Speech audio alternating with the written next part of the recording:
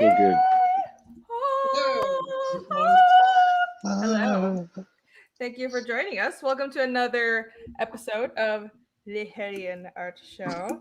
I am here today with my fiendish team, AC and Nixon Mudio, my colorist and honorary editor, I suppose, trading card artist. I don't know how to introduce you, AC. I'm terrible at this. And the guest of the day, Matt Bahr, who is the letter on Goblin Girl, who that was our last feature on this show 2 weeks ago. That was Goblin Girl, and also the artist on Rock and Roll Ninja. Thank you for being here, Matt. Thanks for having me. Thanks for having me. Huge fan. Oh, thank you. Likewise. You're like I titled this Letter of Goblin Girl because that's what we've been wanting to do an episode talking about lettering for a while. But honestly, I love your work on Rock and Roll Ninja. Like your art style is amazing. Now we're gonna pull it up and show everybody. But I was on some drawing streams with you as well, and you did great work. Also, fellow, you're not really in Atlanta, but you're in Georgia. I'm in Georgia. I got my Georgia hat on. Oh, look at that! Mm-hmm. Cool. I love Georgia. Yeah, bitch about Atlanta traffic. Or honestly, it's not compared to California. It's not that bad. I guess so. I guess it's starting to feel like crazy because where I'm at, I'm out in the woods, so I'm not really driving around a lot. So when it's hey, go to Atlanta, and when I do go, it's just holy cow, man. There's all these lanes, and it's finding parking. Yeah, it depends on the time, if you're coming into the city during rush hour, that's a bad idea. I had to do that for one job. It was terrible. It's like a fucking parking lot on I-75. But so we will talk about all that. Sorry. But before that, let me just say hi to chat real quick. Hello, Simothori. Hello, Gary G. Your avatar is by Matt. Awesome. Cool. Very cool. Yeah, that's a great looking. I mean, it's tiny, but it looks cool. Oh, it's orangutan. Yeah. Oh, awesome. Hell yeah. Chris Fisk, hello. Yeah. I got your book, Chris. I have to do an unboxing, and I'm gonna tweet about it tomorrow, and I'm very excited. The real what's made in Taiwan? What's made in Taiwan? All the best stuff. All the best stuff. That is true. But I can't find the reply. 24 Eyes, hello! American Comics Code. Oh, Dirty Fatty. What's up, Maromi? I remember as a kid learning about Taiwan. I think it was on my toys or something. You know what I mean? Just flipping over your G.I. Joe and being made in Taiwan, and being where's Taiwan, Dad? And he'd be well, it's a little country, and they make a lot of stuff, and they're our friends. Okay. Oh, that's nice. Yeah. Yeah, that's back when. Well, Taiwan used to be kind of like the Vietnam, China of the 80s. It used to be everything was toys and stuff, and just miscellaneous shit was manufactured there. But Taiwan moved towards doing computer technology and semiconductors, and that's the biggest expert right now. That's cool. And I actually grew up right next to the Silicon Valley of northern Taiwan. So yeah, that's why Taiwan became, the quality of life now is really high, and it's it really shot up there since the 80s. But yeah, yes, Taiwan makes all the cool stuff. Yeah. And a lot of computers. So many computers. It's an island of nerds. That's all you have to know. Eric the Guapo, hello. Cadbury eggs are made in... I don't know what that is. Oh, Cadbury eggs are fucking awesome. Really good. Dude, chocolate with this sugary... It's, as soon as you bite into them, your teeth start hurting. They're just so sugary. No, they're not that bad. You don't think so? Yeah. I think some people are not as used to sugar as you are. Dude, I'll eat half of it and have to put it away. I'm I can't finish that thing. That thing is fucking insane. really good. Ariel, Holy crap. Yeah. Sugary treats. Oh, I really Yeah, love she's like, how is this possible? Ah. Billy! What's up? John, hello. Devil Flyer. So many good people. We have so many regulars now. I'm so happy. This warms my heart. And as you can see, I'm still not monetized yet. I don't know why. I've tried to submit for monetization like 5 times. I'm gonna email YouTube. I don't know what's going on. Wow, It's- yeah. Yeah, they're giving me an error, but there is no error. They tell me my AdSense account is not connected, but my AdSense, or I don't have an AdSense account, but it's connected. It's there. So I have to talk to a human being because I'm getting clearly a mistake. Dan is here. What's Hey! up? Boob Dan, the almighty Boob Dan, the almighty Boob joins us. We can really start the show now. All right. So, how about where do you I'll do this like a little interviewee style. How's Just that? kick it off. All right. Yeah. Just give us a let's, topic.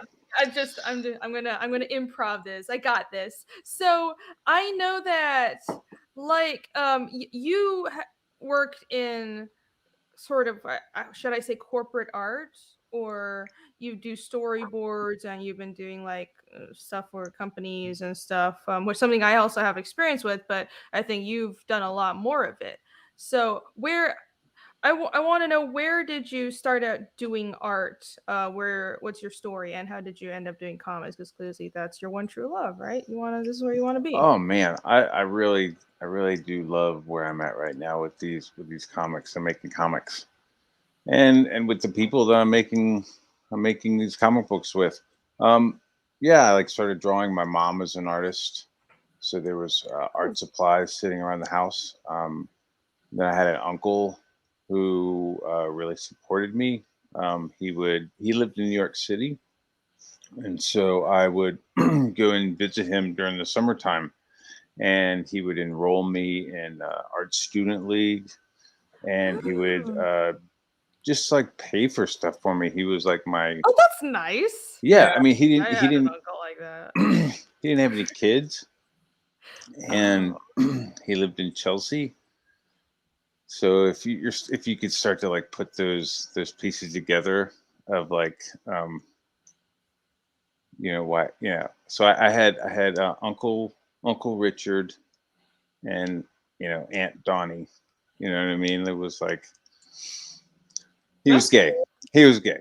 So he didn't. It was like he had a lot of money, but he didn't have any kids because he was gay, and he was really into art. So he would pay for classes, and I would go and visit him, and he would take me to museums, and then he started paying for like SVA classes. So I was like, holy shit, I was like, you got spoiled. Yeah, a little bit. Yeah, a little bit. So wow. And as soon as I was like, I mean, it was really early that I wanted to do comic books. Like as soon as I realized, that was like a job, like that's what I wanted. You know what I mean? It was do like this for a living. Yeah. Was Nick gonna ask something? First figure out that it's actually a profession and it doesn't magically on your TV. Yes. We all had that moment where we're like, we all grew up with comics, and the moment we realized, it clicked like, people do this for a living. Yeah, I was like, I want to do that. Moment. Yeah. So it was. I just had like this huge stack of Marvel comic books. What? And that's what I read, and that's what I just assumed that I would be working at Marvel. So Nick wants to ask you something. What did you say? I was trying to ask Matt. I don't know if you mentioned it. What kind of art did your uncle do? What kind of art did he like? He was inclined into art, but you didn't really mention like what he did or your mother. Oh, did he do art? No. He was a like a law firm manager. Oh, that's hence the money. Okay. He's an art appreciator. Yeah, but your mother was an artist. Yeah, my mom was an artist. Well, she works in the aeronautical field in Huntsville. She used to work for NASA. Oh, that's cool. So I love aviation. yeah, she does like metal fabrication and Whoa! That's cool. Yeah. She did like her apprenticeship was at the Newport News shipbuilding. So like my mom can like weld and do all this kind of stuff, and I want to meet your mom. that like trickled into like her like working for NASA in Huntsville, Alabama. Working on like the space lab and shit, and like working with astronauts. So I got to meet astronauts when I was like a little kid. It was pretty dope. Like, Oh, there you but go. yeah, so it was a hobby for her. Like art was a hobby. Plus, like the stuff you like that my mom does is like wilderness stuff, like animal, like she'll do like birds like just taking off, or like a mountain lion sitting there. You know what I mean? So But stuff you'd like hang in your living room. yeah, shit you'd see on like a post, like a postage stamp. You know what I mean? Like waterfowls just taking off with like water coming off of them and shit. It's all in like color pencils and watercolor. Like, so that's how I had all that stuff. I saw all that stuff. Cool.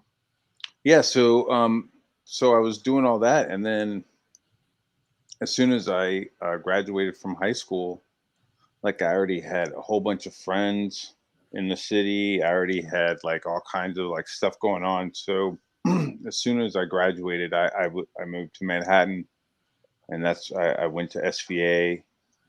And oh my god, I think SVA was my first choice. SVA rejected me. Are you fucking kidding? No, SVA and RISD. RISD waitlisted me. I mean, the people that I saw at SVA is insane. It was like I went to SVA with my portfolio, and they did like the interview. So they were, they like make you think that there's like this like kind of selecting, this like what would you call it, acceptance. But I saw people my first year who were like just trash. Right, but that's our school though, right? You Yeah, think that there I are felt like they were just, high it was like bars whoever for showed up with a check, right? Whoever shows up with a paycheck, or whoever shows up with. They're definitely, if you're really good, you're probably gonna get in. But honestly, like, how did it's you get also rejected? about money. I don't know. I just didn't like my portfolio, I guess. I don't even want to talk about SVA anymore. Then fucking idiots. No, if you had a good experience, it's fucking fine. Well, it might have been because my portfolio at the time, I was coming from Taiwan, and I had like I'm gonna turn my phone notifications off. It was very manga and anime, so they probably weren't all about that. And I guess SCAD was more open to that. So yeah, I had like very few traditional painting portfolio. I had a few, but most of it was like manga style work. That might have been it. I'm sure now that probably is not as big of a deal, but back it was a little weird. Like the teachers that I had, like I had Joe Orlando, I had Gene Colan, I had Klaus Janson, I had a couple of guys who like did illustrations for highlights. Karen Berger was a teacher, so it was like I had like some old school guys. Like like rewind and look up those people.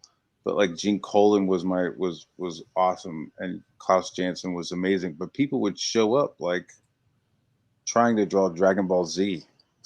You know what I mean? Like people were like, well, this is my style, and like these guys were like, what's Dragon Ball Z? Like, no, you need to learn how to draw like anatomy. Yeah, like they hated I don't that. know. They didn't like they weren't like, they didn't understand. Yeah, I have professors like that too. I mean, it varied. I also had some professors that were really open to like do your own style, but there were some like old school guys that were like, "What is this? You're never gonna get work. This is America." Which like 50 years ago, but not now. Yeah, I mean, this was like maybe 20, a little over 20 years ago, more than 20. Holy macadamia, 25 years ago. I know. So yeah. I mean, we didn't even have computers. Then, there wasn't internet. Like if you were like, dude, do you have email? I'd be like, what? What? What are you talking about, bro? The hell are you talking about? I got a pager. Other than that, I don't know anything. Oh, the good old days. But yeah, people were like, there was like 1 or 2 guys that showed up, and it was just like,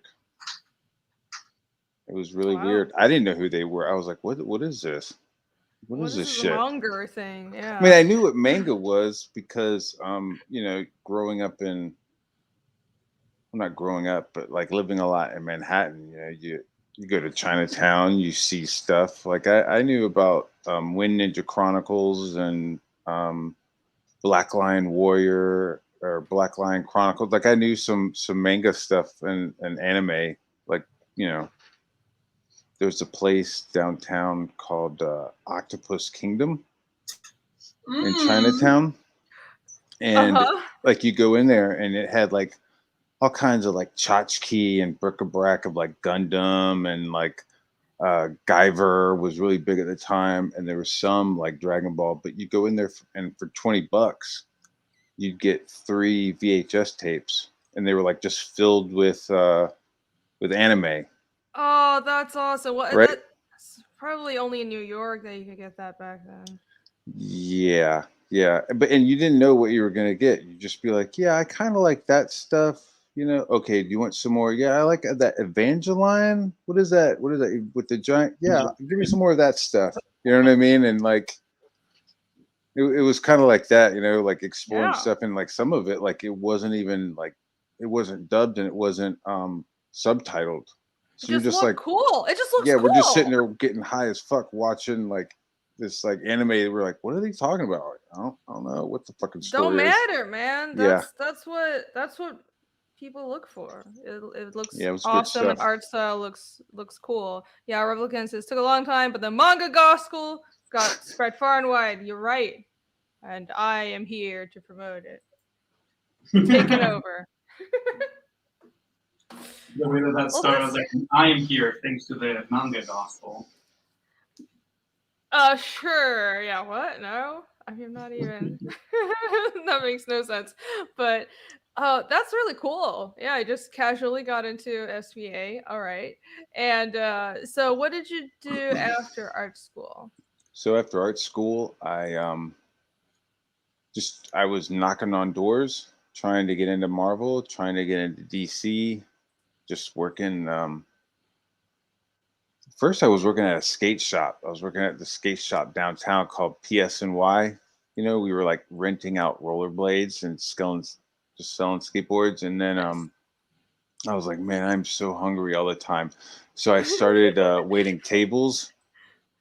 And oh, that's nice. Yeah, at yeah, least you get fed. You get fed. You get more money in your pocket. It's a little more flexible with your art classes and stuff. And then and so then I did that for a while, and then I started working in the kitchen, and that was dope. But still, for most of for college, I was like delivering stuff. Right. I like worked for a delivery service. Well, it's those.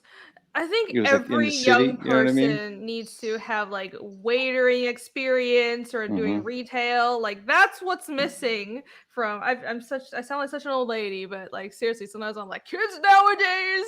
But like it's good for you, Yeah. to know how to know that struggle. It motivates you to never go back and makes you a little less so entitled. Makes you like less stressed out. Like if you have like a whole bunch of tables and they're all going crazy. Oh You know what I yeah, mean? it's You're stress able to just like, management too. That's yeah, true. like keep Yeah, it together.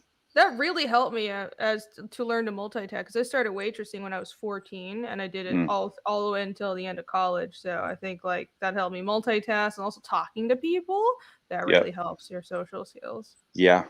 Hey, how's it going? What's going on? Oh, have you ever been to Heartland Brew before? Oh no. Okay. Yeah, just learn to like bullshit people, and because you want those tips. You guys both worked through college? I'm surprised because I thought you guys had college paid for you. No, I had a half scholarship, but I paid for my living expenses. Yeah. Yeah, I had like the first couple of years paid for, but then like the third year, half of that was paid for, and then the second, and the fourth year I had to cover, which is why like I had like this job. I was like delivering weed in the city. Oh, that's what your That's what I delivery was doing. was. So like Ah. I started doing that like the third year, and then I was doing it for the fourth year, and then I did that for a little while after college for like a year or two, you Mhm. know. And then I got a job at the Russian tea room in the kitchen as a garde manger chef, and I was like doing like salads and like uh, caviar plates and stuff, you know, like making them look nice with like Oh, that's drizzles and stuff. So that was fun. And then oh, cool. I was working in this restaurant, and I was working with this guy, and I was drawing pictures of him. Like I was Uh-huh. like kind of making fun of him with these pictures, and Uh-huh. he ended up like getting a job at ABC, Oh. right? And so then he's working at ABC, and they're like, "Man, we need somebody who can draw for like some storyboards."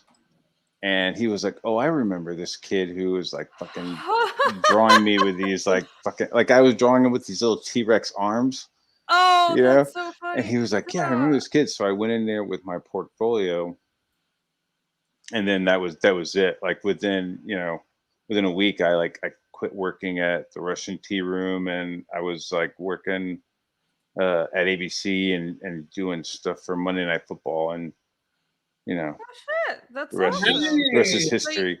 right, so you didn't even like directly apply for that. You just did normal jobs after college, and it kind of happened. Yeah, yeah, yeah. Cool. I mean, I'm not a football fan. Um, I'm still not. You know what I mean? I only know It's a the job. players. Yeah, I only know the players that I've like interacted with or have had to do something with. Um, but it all Cool. like all the through all this stuff of it's like this is where I've like learned topography, and I've like learned all these other things that eventually I knew would like be applied to a comic books.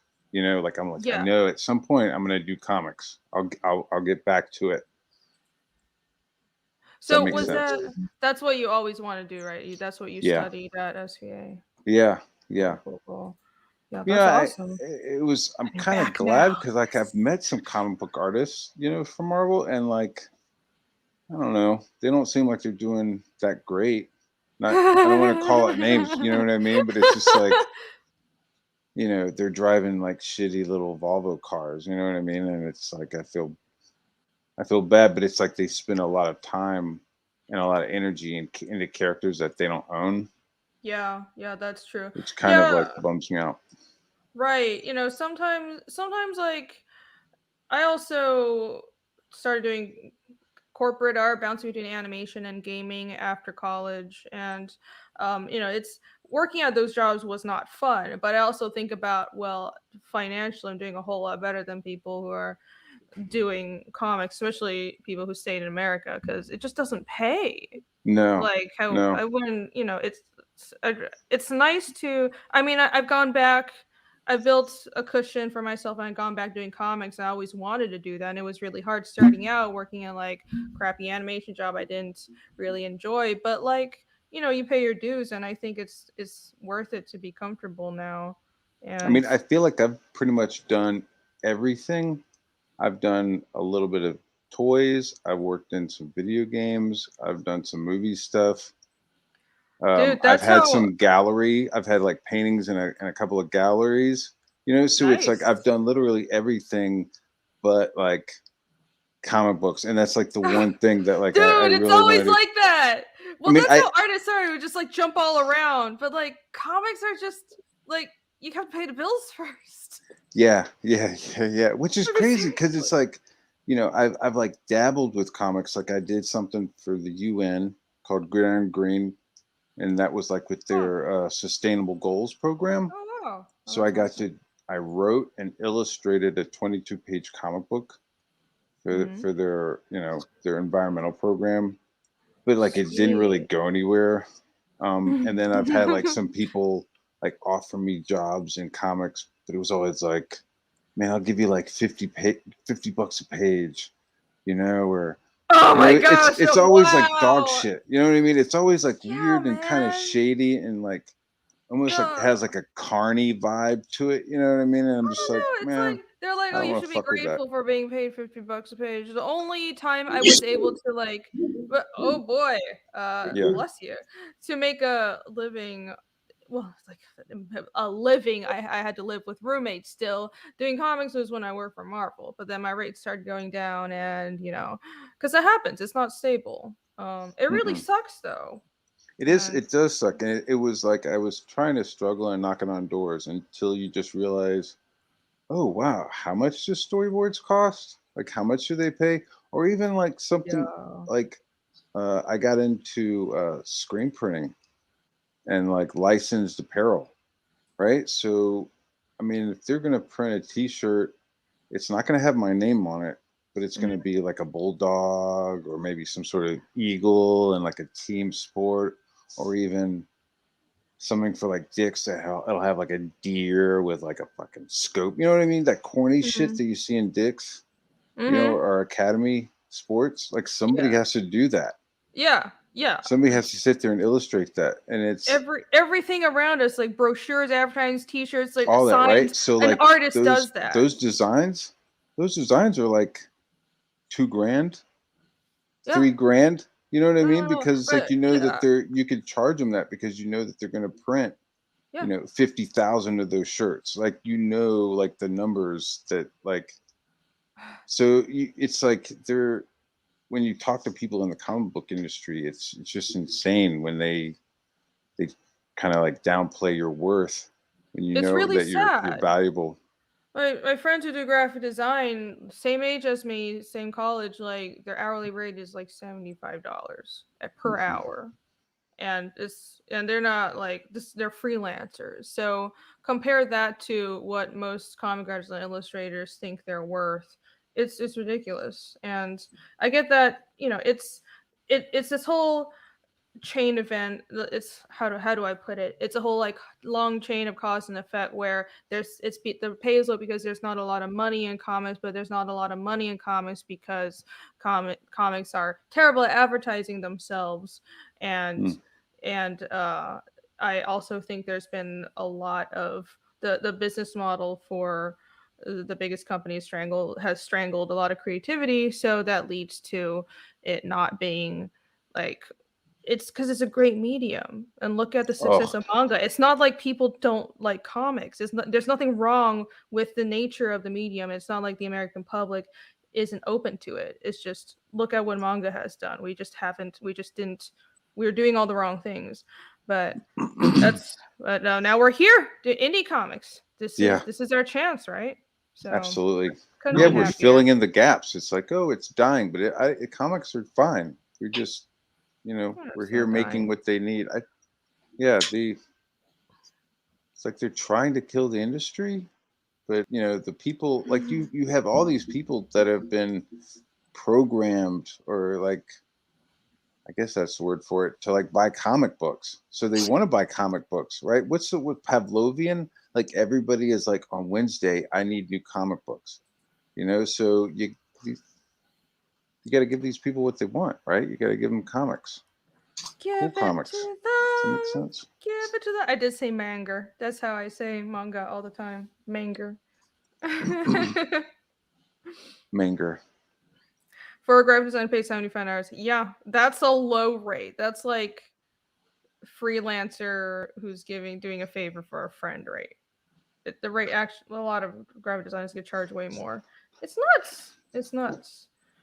So, how did you get about to doing indie comics? Like, how did you find your way into this awesome space? I Get was to be the artist on Rock and Roll Ninja that I'm gonna pull up because it really yeah. does look good. Let's Rock and do Roll that. Let's pull up some art. Ninja. Take a look. It's my book. It's Rock and Roll Oh, Ninja. that's Rock and Roll that's catchy. Ninja. Thank you. I wish I could Um, have yeah, there's not much of a trailer, but so I was at that. Yeah, I work. don't see a trailer. Yeah, there's no trailer on my. He doesn't want to do a trailer. Uh, So I was at work, and I was like reviewing somebody's stuff, and I was listening to some YouTube channels, some YouTube videos, and I was listening to your boy Zach, and in one of his videos, he said that he was having a hard time finding artists to work with because they were getting heat. Right. And so I was like, and just something like clicked in me. I was like, fuck, I'll fucking work with you. You know what I mean? Like that was what was in my head. I was like, well, shit, I'll work with you, dude. And yeah, there's a lot of that, people. It's not about the work anymore. It's about like who you've talked to, whose stream you've been on, and it's stupid because it's about the art and it's about if this is a good comic. Yeah. Like they'll look at their artwork and they'll be that. like, that looks awesome. And then they'll see like they'll see some of the names connected and be like, yeah, I'm not promoting. Yeah. Well, there's also like crazy people targeting, it's creators online for just like talking to the wrong people or people they don't like. It's silly. Yeah, it's a little wild. So I'm like sitting there and I go, well, shit, I'll do work with him. And I email him. And when I emailed him, I sent him like 3 ideas that I had. I had like 3 quick ideas, like just a sentence, of like, a ninja movie mixed with a heist. You know what I mean? And so he replied back with, I like what you sent me, artwork wise. And I like one of your story concepts. Like, do you want to mix it with one of my concepts, and then we'll have something new? And so I was like, yeah, sure, that sounds cool. And so that's how I'm like a co-creator on the book rather than just like work for hire, which is like really something that I was looking for. Like, I didn't want to just like get hired to draw something and then design all this stuff and then not, like I wanted skin in the game. Does that make sense? Yeah. Anyone would. You have you want to say in the story. Well, that's how some people, I guess, that's kind of what made working for, it's whether it's IDW or Marvel, DC, whatever. You don't feel like you're invested in the work, and it's really like you're just doing it for the money. And I think they hire a lot of people who grew up with the characters, so they're willing to do that. It's just like, oh, I'm just so glad I get to draw Spider-Man or Punisher. But I guess really, if you caught me in my 20s, I would have made out with a dude to draw Punisher. You know what I mean? Like it was like, dude, Harvey Firestein, like, where is he? I'm ready to make out with him to like fucking draw Batman. You know what I mean? It's it was what just you like grew up with, though. So, but now, no way. I wouldn't. Like, no, thank you. Like, hey, do you want to draw Batman? Like, no, thanks. Because like, I'm good. Like, you get older and you want to eventually have a legacy. You want to put your ideas out there. Yeah. So I email him, and we start emailing back and forth. And I mean, within like a 48-hour period, like we'd probably email each other 90 times, just like going back and forth with a story. And so then he opened up a Google Doc, and then we just kind of took all of our notes that we had from the emails and put them in that, and then kept adding some more details. And then he was like, hey, I'm going to get Chuck Dixon to like write the script for this. And it was like, holy shit. Are you fucking for real, bro? I mean, that's when I'm in my office. I'm just like, holy shit. I like run downstairs and I tell my wife, I'm like, we might get Chuck Dixon. We might get fucking Chuck Dixon. And she's like, who the fuck is that? I don't know what you're fucking talking about, dude. And I'm just like, oh, he's this, and this, and she's like, okay. And I'm like, and he created Bane. And she's like, oh, Tom Hardy. I know who Tom Hardy is. I'm like, yep, Tom Hardy, honey. So I came up and like, was like, yep, man, like that's nice, really awesome. Honey.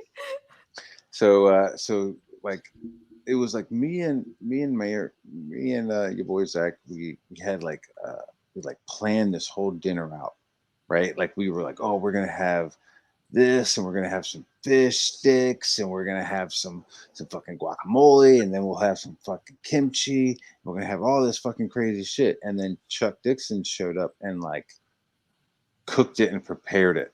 You know what I mean? And just like Right. then present it. So That's awesome, he took man. that Google Doc and it over a couple of days showed back up with the script, and it was like fresh and new, but like I knew it, you know. So it was really cool. So It's I'm like, like this is really what a real writer does. exactly. Whoa! He was putting in montages. He was just like, all right, this is gonna be quick. This is. And I was just like, holy fuck, man. I was like, fuck yes, but I'm still able to like visually jump in there and like put some flair and do um make sure that like my co-creator, I'm not just drawing, I'm making sure that I'm like adding to the story. Yeah. um like Angel, the lead singer, I Let's take a moment to yeah, bask in this art, because It's like, really good. you like yes, it?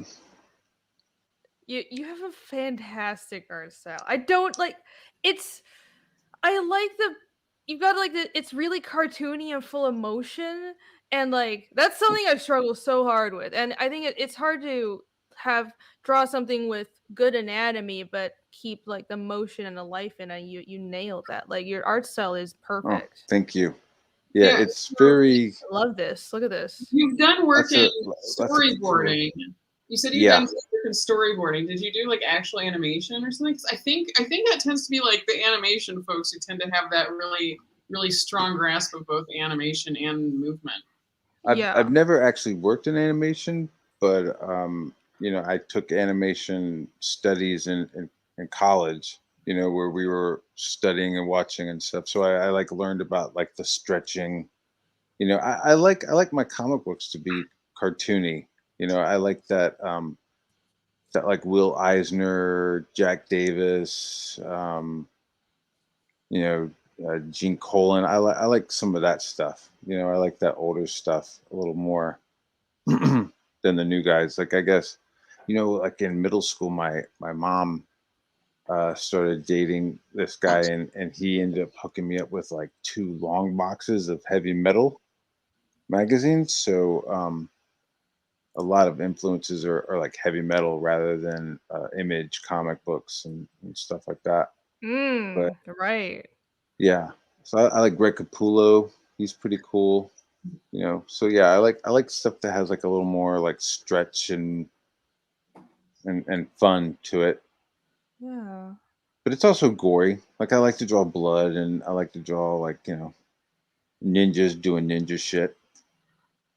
Yeah, I can I just like the balance of the style you found. It's cartoony, but it's like cartoony but gritty.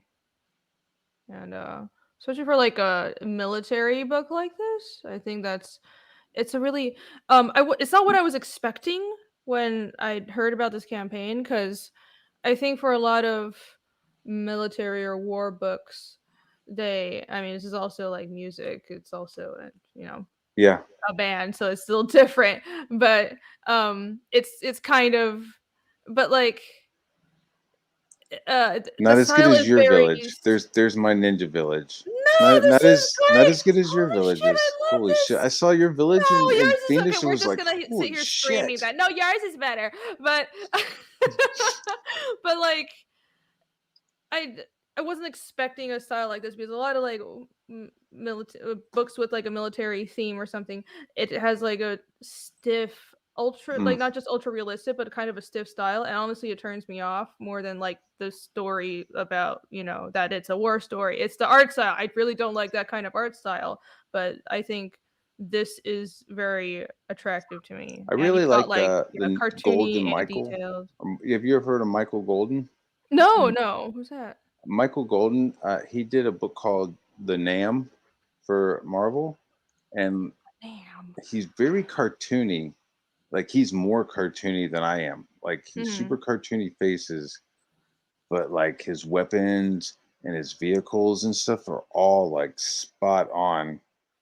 Um, and The name. he also did a Jackie Chan comic book, like a Spartan X, I think that was like what? So it's really weird. Like his faces are super cartoony, but like everything else he does is This? really This is pretty realistic looking. It kind of like harkens back to like Yeah, easy. not that. Maybe like the earlier stuff.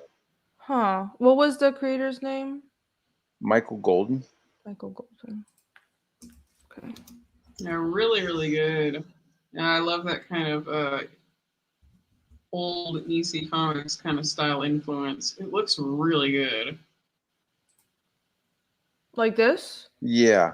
You see his faces I see are it. super cartoony, but like his Yeah. helicopter Oh, is I like like is that. spot on. Yeah, I So think that's the same. It's like that same balance that makes manga so attractive. It's like you've got like the expressive faces, but yeah. exaggerated, like exaggerate things where they need to be, but also there's enough like detail and richness and realism to the environments that it's Oh, really easy to sink into. I have The work. Akira. I have Akira like close, like within Yeah. arm's reach. I have Yeah, I Akira. like this, man. I love Akira. Like just all the tech, super tech, but like the faces, Yeah. are a little just like your stuff. I mean, it's like the faces are manga, but then all the weapons. You could see where it all fits. That silver blade is slipped into that golden hilt. Like it's just all like you could just see that it's all like in 3D. You could tell. It's really cool. It's all in there, man. Yeah. I'm trying to explain. Let's see. Open this. Yeah, I that just want dude's to a take a that dude's closer a, look is at a big this. influence. Like that guy's stuff. I like it. Oh, look at that. Yeah. Like he's way He's better than me. I mean, really it's good. like holy shit. Look at this. Nah. Nah, you guys are But both yeah, good. Michael Golden Look at is this. like whoa. Don't see a lot of like. Yeah, this is really good. I don't see a lot of like old school art like this. Yeah.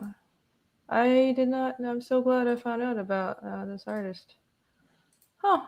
Can't believe I never heard about him. Oh no, that's too small. Anyways, this is He's awesome. I he's can on the see the list of people influence. that I like. Jack Davis, Michael Golden, Will Eisner. I like that kind of stuff. Spirit Star's not gonna turn a chick onto war comics. I give it up. I don't think he is trying. I love like World War II stories and like documentaries. It's just like the art style. A lot of war comics pisses me off. It's only a little bit of the war stuff. Like it's only like the first couple of pages they're in Vietnam. After that, they go to New York. They form a band. They start rocking out. They go to a gig, and it turns out that the gig is with these skinhead racist like S&M guys, right? Because Chuck Dixon was like, yeah, it's a rough crowd. Somebody is wearing a mask like Bane, right? And so like Bane has like this kind of like weird S&M mask. Oh yeah, look at that fucking zippity doo dah right in the fucking. Isn't it supposed to be a wrestler mask, not an S&M mask? Yeah, well, I was thinking I was just thinking S&M mask, right? Wrestler S&M. Whatever. So it's about the same. So I end up drawing this whole fight scene where our boys are on stage fighting off this whole crowd of guys wearing assless chaps. And they're not wearing shirts, so like they're all like really big and buff, but they have like assless chaps on and they're wearing like cod pieces. And like I was like, you said rough crowd. So like I've been able to like incorporate, some visually funny stuff. Like the lead singer he's gay. I don't think that he's ever it's never like announced that he's gay. Like, hey, I I'm wish gay. you had more of these pages. I have like 5 pages of it. That's it. I know. This lead singer? Yeah. I'm getting like Freddie Mercury vibes. Yes, he's like Freddie Mercury mixed with Adam Ant, mixed with like an Iggy Pop. I see it. But so we never say that he's gay, but I visually let you know that he is. So like when they go out drinking, all the guys they have like beers, and he has like drinks with like little umbrellas and stuff. And when everybody's training with their ninja outfits, like they're all like fully dressed in their gis, and he's wearing like a loincloth. So like through most of the training, he's like half naked, and like it's just like not necessary, but he's just doing it. And then when they escape from the ninja clan, like everybody's wearing suits and shit, and like his first thing is to like take his shirt and tie it up like a fucking blouse. Wouldn't it be him making the others take their clothes off though? I don't know. I just think he's like slowly getting comfortable with his like sexuality. He's like a old school, like he's like a Stonewall gay, so he's, I don't know. I think it's awesome. It's like my little like nod, tip of the hat to my uncle, I love that. I was like, that looks like Freddie Mercury, and yeah, that's sweet. It's his hair starts to grow long. Yeah, but it's also gonna have some Adam Ant with like face paints and some fucking weird Napoleon Trumpador like jackets and stuff. It's gonna be funny. Awesome. And so just to speed it up, I got Billy Basco's here, yeah. He's here. He's gonna be doing my zips for me. Oh, and sweet. Yeah, there's all kinds of cross Zip tones? pollination going on. Yeah, he's doing the zip tones for me, and it's pretty awesome. The stuff he's really helping me a lot. Let's see, got this. There's one more page. I really wish you posted more pages, but there you go. I'm sorry. How dare you? Well, yeah, this looks awesome. Can I still back this? Oh yeah, I can. No, you can? Oh, cool. Yeah, I'm gonna get it. I forgot I didn't back it yet. To be honest, I didn't. I think I saw a cover from it, and I wasn't a big fan. It was like this really brushy cover. The cover? Yeah, or maybe it was maybe it was maybe I remembered wrong. But okay, so like the fact that there is no trailer here and it's just this is not appealing. I was like, I can't. Like the title sounds cool, but I don't see cool art here. So I was kind of like, oh, I don't know what this story is about. Like, I'm sorry, you need some cool art and a trailer. I'm just saying. But now that I see the art, I didn't even see the art until I found out you did it, and I took a look, and I was like, I need to get this book. So now I'm gonna get it. Okay, I'm gonna share. I'll share a page for you with you. Yes, show me. Okay. No trailer, this is a share. This is share screen. Too famous to do a trailer for. Yeah, I'm like, hey man, I want to do a trailer. He was like, yeah, nah. I was like, oh, okay. I mean, it's not like super necessary, but it helps. It helps, or at least like put a cover up there. But yeah. Let's see. Ooh yeah.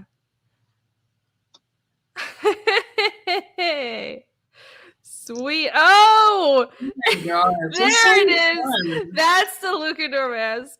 Yeah, this looks like tons of fun. So yeah, they're.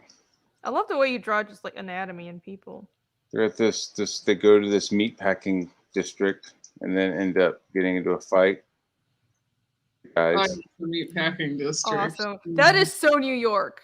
Yeah, right. There, because I've like seen that there. It's like that's someone who's lived in New York. I love it. This book should have way more. Should be doing way better.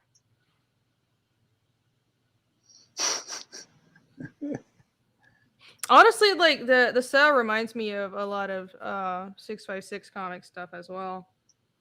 And so like it's a little different, but it's like that detailed but cartoony look. Yeah. You can tell. I love this. These feet and these hands. I love those hands. Those are so good. I love his butt cheeks. Exclusive preview of these pages. Ooh, everyone. Only on my show. see. Denrigo says being an indie comic creator does force one to wear many hats for their product. Yeah, yeah. I'm discovering that you, unless you have a wife that is, it manages all your stuff for you. And I say that because a lot of famous comic artists like Adam Hughes and a bunch of other people like have it's like they have someone managing their stuff and their stores, and I'm like, I'm doing everything myself. It's so much work. Holy crap. Answer all the emails, doing all the sales, packing all the books, and drawing. It's fine. This is fine. I love it. See. Yeah, wow. Aviator says good use of thigh mic. Looks like a gnostic. What? Yeah, that looked awesome. I am excited. Yeah, that's the inside of CBGB's. So I I did some research, Whatever it takes. I'm just kidding. And I've been there. So there's the little doorway on the left side that goes down to like this really crazy bathroom downstairs that has like this insane shitty toilet. It was like pretty gnarly downstairs. We've all been in a club like that. I love like on the wall over there. You see all the post-its. It's like totally been in a venue that's like this dingy little venue and the shit on the walls. Mm-hmm. Yeah, I love this. I mean, it took me some time to draw that, but as I was sitting there, I was like drawing each little dude in the crowd and like just imagining what his day was. Do you ever do that? You just like kind of zone out, kind of just like drawing and making up outfits of people in the crowd. Oh yeah. Fun. Yeah, it's fun and you get carried away and it's like, I need to move on to the next page. Oh my gosh, no, that crowds are the hardest thing for me to do. So hard. They're fun. Really imagination, I think, because you got to keep coming up with variety. Yeah, but I don't know. It's like if you're drawing, unless it's like a crowd of suits, I'd go freaking crazy. If I had to draw like, downtown or like Ginza Tokyo street scene, I'd lose my mind. But this looks like if it's like coming up with different outfits, that's fun. And you have to be inspired, find the inspiration, and your inner fashion designer. You see? Yeah, the last corporate thing I did like 40 storyboards, and I was just like making up her costume. I was like just kind of just drawing whatever the hell I wanted, and was like, yeah, she'll have like floating orbs around her head, and I'll just do like this, and like I literally had to like redraw like everything. I think like there maybe a couple of frames where it was like just like close-ups of her hand or like location shots, I could like bring over, but I had to like redraw it. They're like, yeah, we're not gonna really have all that. I was like, fuck. Get too carried away. Do you work traditionally? Right. With all this, it's all digital. Okay. What program do you use? This is all Sketchbook Pro. Right. You started talking about that before the stream. I haven't actually ever heard of Sketchbook Pro, but I don't really seek out other art programs. Isn't that's an Adobe product too, right? No, it's Autodesk. Oh, Autodesk, right. I had the app version for my tablet, and it's pretty good actually. I never thought of doing comics. I'm just like jerry rigging it. You know what I mean? There's definitely not like there's some loose tools to like make squares and stuff to make frames, but it's really just the I mean, it's all you need. Unless you're lettering, to bring it into like Illustrator and something. Just for comic, you just need like boxes, and we need like it. Honestly, what matters the most is having good inking algorithm, like good inks. Yeah, I feel like I'm getting this. The responsiveness in Sketchbook Pro seems to be a lot tighter than in Photoshop for me. Right. So I mean, I still do all the lettering in Illustrator. And I'll do like some touch-ups, and I believe the zip is being done in Photoshop. So, it's just the way the ink flows. I just like it in Photoshop. I mean, in Sketchbook. Yeah, I tried out Sketchbook Pro only on a tablet. I remember the ink, like the pens felt really good. Billy is Oof, asking you to on a show. Wacom, oof, or a No, Wacom is dope. I it mean, you was should if you do get it, it's really awesome. I'm gonna try it out again because no, I downloaded it on my little tab, not like a sync companion. It was like not an iPad. I don't use Apple, but a tablet. So I'm gonna try it out again because I remember it was really good. Billy's asking you to show the page when they get to New York, the splash. Can you do Splash when that? they get to Are New you allowed? York. Can you? I like splashes. Splashes. Splash. Yeah, Billy, Do it. he's do it. Do it. Nice. Matt's like, will this get me fired? Meanwhile, while Matt is pulling that up, I'm going to hey, this is the other thing he's working on. Yeah, bring that up. Yeah, friends. I'm a goblin girl in a goblin world. Has anybody You come up with some good has anybody jingles. referenced that? I don't know if anybody's thought of that one yet. No, I haven't heard that. I'm That's a goblin great. girl. Can you make a jingle for Fiendish? It's okay, you can think about it. No pressure. Is Irene not familiar with the Barbie Girl songs? I know the Barbie Girl song. Oh, okay. I'm not that out of it. I don't know. You sounded that. No, I know the reference. I haven't heard. I hadn't heard that. Anyways, wow, man, I love this book. I love this book as much as I love mine. It's so fun. It's pretty great. Hello, friends. Yes. So you're doing the lettering, but you also did the logo design? Yeah, well, I cleaned up what Dan had done. Dan had a logo, but it just needed a little bit of massaging, a little bit of finesse. Yeah, because like he's showed us that he does a lot of like what would you call it? It's not calligraphy, like typography and stuff. He was like messing around with this, like making up lettering and stuff on his own. So yeah, coming in and just tightening it all up, right? Well, he started doing Goblin Girl on his own, like the lettering and the logo, and it was like a small comic that he printed already. But now what Dan's doing is, as far as I understand, it's expanding the story and kind of making it a bigger production with other people to like polish it up and stuff. And his art has gotten so much, the original was awesome. His art has just gotten so much better as well. But so like I've seen the early edition of Goblin Girl, and this is like the polished up logo of it. I love like so I don't like consider myself super good at typography, but I've learned a lot from working in, especially in gaming, and I've done casino games, and like we have a specialized type person on the for the company, and they're always like, I'll do like, because I do like art stuff, and I do like the symbols, and I do like I concept out an idea for the game, and I'll do like a sketch for the logo, but then the actual like type person will go in and be like, no, this is wrong, you have to do this and this, and this is how you make it pop from all the way across the casino. So it's hard to do typography. There's a lot of things you have to think about.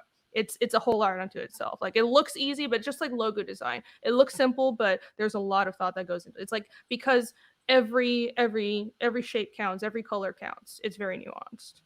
Yeah. I mean, once I rebuilt his logo, like it was just in black and white, and I kind of gave him a couple of variations to that, and if it could read in black and white, then then you could start adding colors.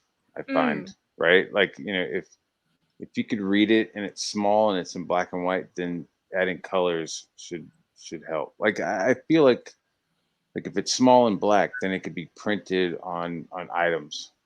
That it becomes easier to print or produce on merchandise and stuff. Yeah, readability is the most important thing. Yeah. And being able to like having it look good small and big, that's the first thing you have to establish. And then you can go in and kind of finesse like what you've done with like the The edges custom and stuff. edges and stuff, then Mm-hmm. customizes it to the theme of the work and all that. Someone said John says this Goblin Girl need a trim. No, she's wearing like a loincloth. That would be like kind of impressive. What were they thinking? Pubes. That's her merkin. That's a fucking demon loincloth. I merkin. think The wrong I have color. like I mean, you don't know. Maybe you Yes, should paint the her wrong- hair with something for it to be green. Maybe she's actually a natural red hair. that's true. I don't know. No, honestly, I had the same question when I first saw it. I was like, no, I'm sure that's a loincloth. I was like, is that just like her hair with like she pinned a brooch to it or something? Yeah. No. Ask Dan. Yeah, Dan, what's going on here?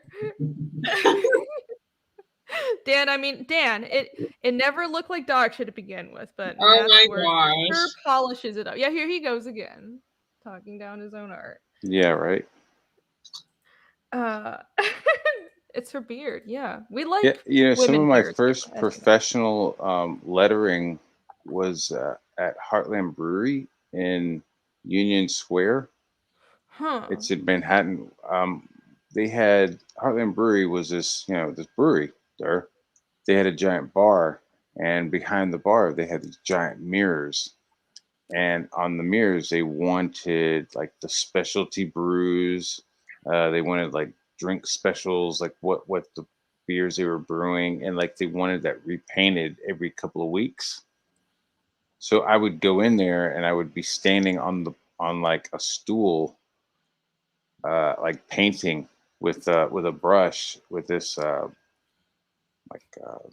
mirror polish, right? Like you paint it on and it would be you paint it on and it would be pink and it would dry white. So I only had one color. So you'd have to like make up new stuff. Like, oh shit, there's a new beer that they made. It's called Red Rooster. They don't have a logo. Okay, so I would like have to sit there and like draw it. Like make up a quick like logo. And like what I was doing was like looking at the liquor bottles that were right in front of me, right? So I'm standing on this stair on this this fucking ladder step stool, and I'm looking at the mirror. I'm like, fuck, I don't know what am I gonna do? And I like look down and I just see all these different fonts in front of me. Like, oh, there's fucking Jim Beam, that has a cool little serif, and oh, there's this one that you know what I mean. And so I just started like kind of recreating like fonts by hand just by like looking at them. So I was able to kind of like learn about that. And it's a tough crowd because I was doing it. I was high. I was pretty baked, right? While I was doing it. And I was a little yeah, I like was also like sampling the beers because I mean you got to have like some courage. Great combination. Because there was like a whole bar of people behind me. Oh. Like fucking talking shit. You know what I mean? Like, hey, you're fucking crooked. It's crooked, man. It's crooked. Or like, what does that mean? Or like, drawing at Comic-Cons are a breeze for you then. Comic-Cons mean absolutely nothing. Fragga June means nothing when you have like drunk people hassling you. Like hassling or clapping, you know what I mean? It was like it became it became a performance piece. Right. It was pretty fun. And I would like draw stuff, I would like start adding like extra stuff. I started drawing the owner of the brewery. I started drawing him like a fat man, and like just like looking like a complete fucking idiot, and like that became like part of their like logo and shit. That's like great. And I mean it was awesome. It was awesome. But are they still there in New York? No, he closed them down, and I think it's now called like the Chop House. The owner like is still doing like breweries. I think there's maybe one in Times Square, and there used to be a Heartland Brewery inside the Empire State Building at the base. But I don't know if they're still there or not. But oh my god, that was a good time. So yeah, that's where I got my lettering from, and from the mean streets. What? Yeah, from the streets. What a way to learn or like to be introduced to doing lettering and design. That's special. Man, like it worked though. Like I think about how like I'm mostly specialized in just straight up drawing. I can't like color my own stuff very well. I'm mostly just drawing. But you've done so much with your artistic skill that you're not just excellent at drawing. You're also great at typography and stuff too. Like, oh gosh. Well, I couldn't say no to a lot of stuff. Like, you know, I have a family, you know, I have some daughters and stuff, so you couldn't say no to jobs. Yeah. You know, you couldn't say no to stuff. So it was like, yeah, I could do that and be like, holy shit. Like I need to figure out like what this guy wanted, you know? So you were kind of chameleon and like figuring out what people wanted, what were the trends, what's cool, and kind of like, you know. But I've learned a lot of stuff like making other people happy. It's got like a weird metaphor is maybe I'm not high enough to talk about this, but you know. I mean, you're welcome to partake. Okay, hold on. So like we're all like artistically, maybe like everybody's career, or just you in general, like everybody's this gemstone. Okay, imagine a gemstone, right? It's kind of rough, right? Like it's right out of the ground. Like there's all kinds of potential, but you have to polish it and cut it, and that's you with your skill set, right? So like, okay, my typography, I need to polish that up. So you polish that, and then you flip the rock, and then you go, okay, I need to work on my life drawing, and so you polish that, and then you go, okay, I need to work on my color theory, and then you polish that edge up, and so suddenly you start shining, you know, suddenly you start having worth, you know, suddenly you start having value, you know, and you That's just a nice keep. metaphor. That is like definitely weed talk, but it makes sense. That's sweet talk, but it's like life talk, you know what I mean? And like Yes. you just keep polishing and keep making bevels, and you keep like adding shine, you know, to your thing. I mean, sometimes, I mean, there's parts of my mind that are rough, you know, maybe. Well, yeah, because I don't know. nobody Soft can be skills, you know, are a little rough, you know. Yeah, we only live for so long. Yeah. But So that's you not do what you can, you know, you do really what you can with the rock. stuff, especially as artists. When we were in college or even around other friends, you know, sometimes people, as you say, like not being able to actually say no to some things. A lot of folk were kind of stuck up about the idea of like, you know, I'm an artiste or whatever, or like very high-minded on like, you know, they took a degree on it and either don't want to or refuse to even take normal jobs. But like, you know, sometimes when you start doing that, you do realize that every skill is applicable, or you know, even life lessons. It will make you good or better in the long term. Yeah, Absolutely. that's true. It all depends on, you know, sometimes you just have bills to pay, and honestly, like I mentioned earlier that for a lot of artists starting out, and this was my experience, Look it's at that you coloring. take God damn. yeah, that's really good Sorry. color. I wonder who did it. Keep talking. Yeah. God damn, Billy. Yeah, God, geez, that's I repeated. I wonder who did can't tell that. you how many times we say that. God damn, Billy. You see this stuff. God damn, Billy. Yeah, damn. Sorry. God But damn, man. Sorry. Go yeah, ahead. like sometimes you just have bills to pay, and sometimes you don't have anyone else to, like, you know, if you don't pay your own bills, you're out on the street. So you say yes to the job first, and then you figure out how to do it. But and it kind of sucks, you know. It's always a struggle when you're a young artist starting out, but then you build all that experience, and that's what builds your worth in the end. Mm-hmm. And I like that metaphor of a gemstone. That's very apt, because you have to hone all those skills, and it gives you a lot of fallbacks, because it especially as artists, but in general in any career, it's you don't want all your eggs to be in one basket. And Yeah. like some people can do it, you know, if you're like absolutely just mind-blowingly amazing at one thing, then you're always going to be okay. But it's you know, if you can, like, if you and most people are able to build like a diverse skill set. Obviously don't stretch yourself too thin, but like being able to do multiple things, that's always, you know, smart, because you never know. Yeah, I don't think I really followed that advice too much. I pretty much only know how to draw, and that's it. AC is so good at comics. It's all she needs to know. Yeah, I mean, if you're like really good at that one thing, you know, it's like, yeah, it can work as well. Crushing it, yeah. It's just I don't know. It depends on the person, but it's useful to have like a range of marketability. But it's different for everybody. Yeah. You've been doing fine. So you think about like outside of comics, like James Cameron, you know, as another creator. You know, like you think, okay, Avatar, Aliens, but then you also think, oh shit, that guy was like working on trauma movies. You know, that guy was like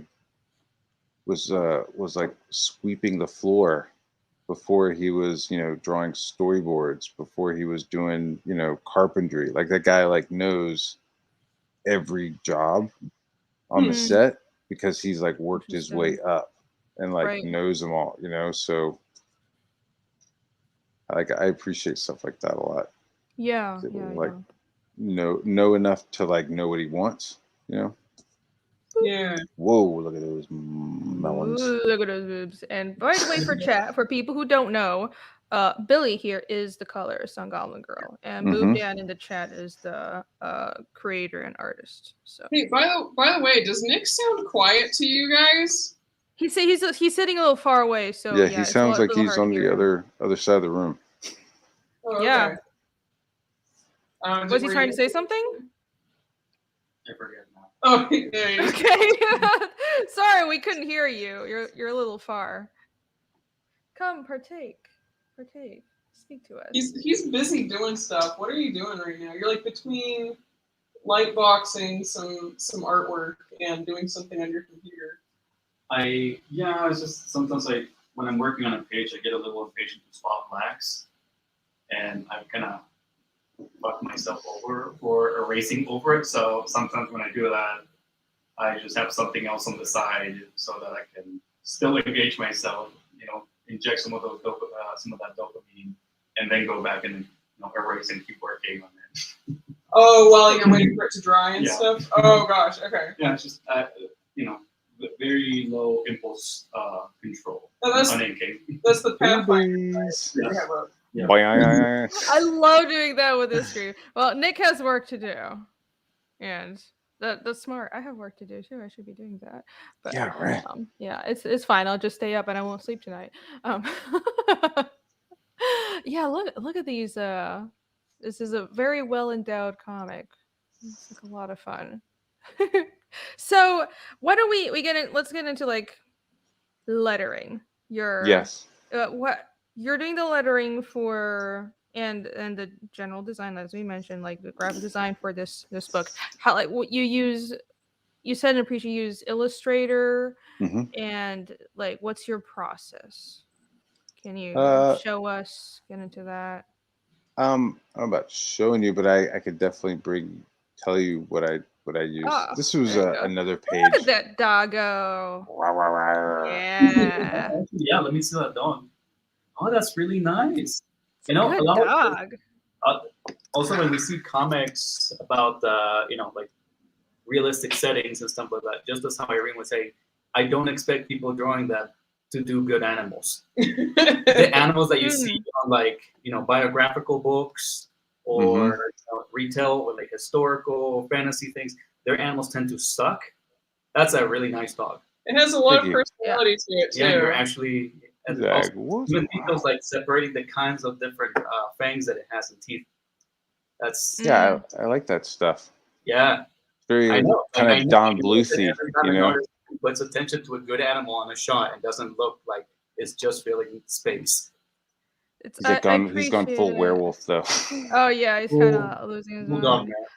Thank you, sir. I appreciate when like artists don't phone it in, whether it's like, because a lot of artists do that. It's like, oh, you would do amazing characters, but phone it in for the environments. And yeah, Dude, animals look, are. I'm drawing little flowers in the Animals. background. I'm not phoning anything. Like, you can see, No, like on the don't phone steps, it for anything.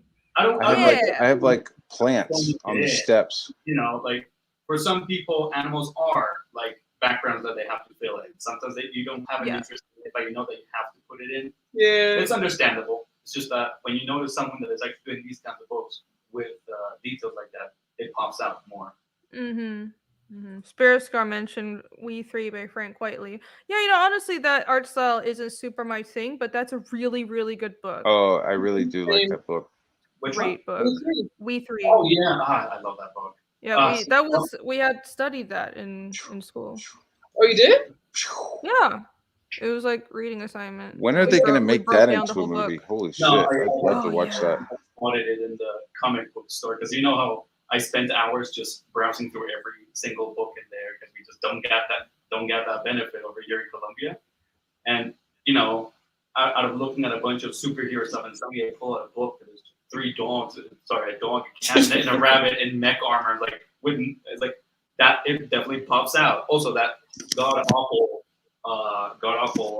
title that they have in there because it's like Photoshop Chrome of We Three. That's terrible. All right, I hate it. Of logos, but I was like, it really. Oh, I forgot the title. Was it that bad? Ooh, it's really bad. It's really bad. Jeez. Oh, geez. Sorry, we got excited talking about animals and stuff. You were showing us your pitch to talk about your process with lettering. Yeah, don't stop Oh sharing. yeah. So he's gonna like type it out for me, and then I'm gonna go in and in Illustrator. I like to use Illustrator because I can create custom balloons. I can create the custom tails. You know, I don't know is that what you call those little thingies? The tails? Yeah. Just tails. Yeah, I can create all that stuff, and it's all original. I have a couple of balloon fonts that I like to use, but it always ends up like you always end up tweaking it. You know what I mean? Like you always end up making maybe a word a little bigger that needs to be, you know, what's the word for it? Emphasized. Emphasize. Thank you so much. That's exactly the word. You know, a word that needs to be emphasized, you make it a little bit bigger. So you kind of go in there and it just works a lot easier in vector because everything stays, you know, nothing kind of blurs out or anything because it's not rasterized. So I like to go into Illustrator and do it. Right. Same thing with with logos. Like I'll do a logo in pencil, you know, I'll pencil it out. But ultimately, I'll take that pencil sketch into Illustrator and start plotting out points and bending the little you know handles. So I definitely don't use any I don't use any like fonts for logos. Like that's all like original. Yeah, well, you want to do your logos and titles in vector, absolutely. Oh you yeah, have yeah. Because you have to scale it up and scale it down. Like, just guys, don't ever do your logos and fonts in bitmap. That's a bad idea. Yeah, that's definitely a good tip for newcomers. A lot of people that have not covered all the programs do just assume that it's a picture. It looks just as good as the rest of the cover. Probably works the same. Yeah, you're supposed to use Illustrator. So I actually have to wonder. Especially if you want merch.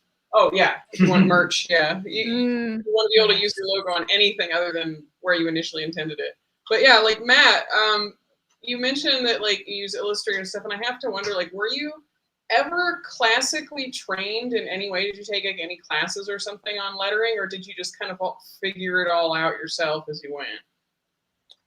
I did take a typography class at SVA. That was like a required class for comic book illustration majors.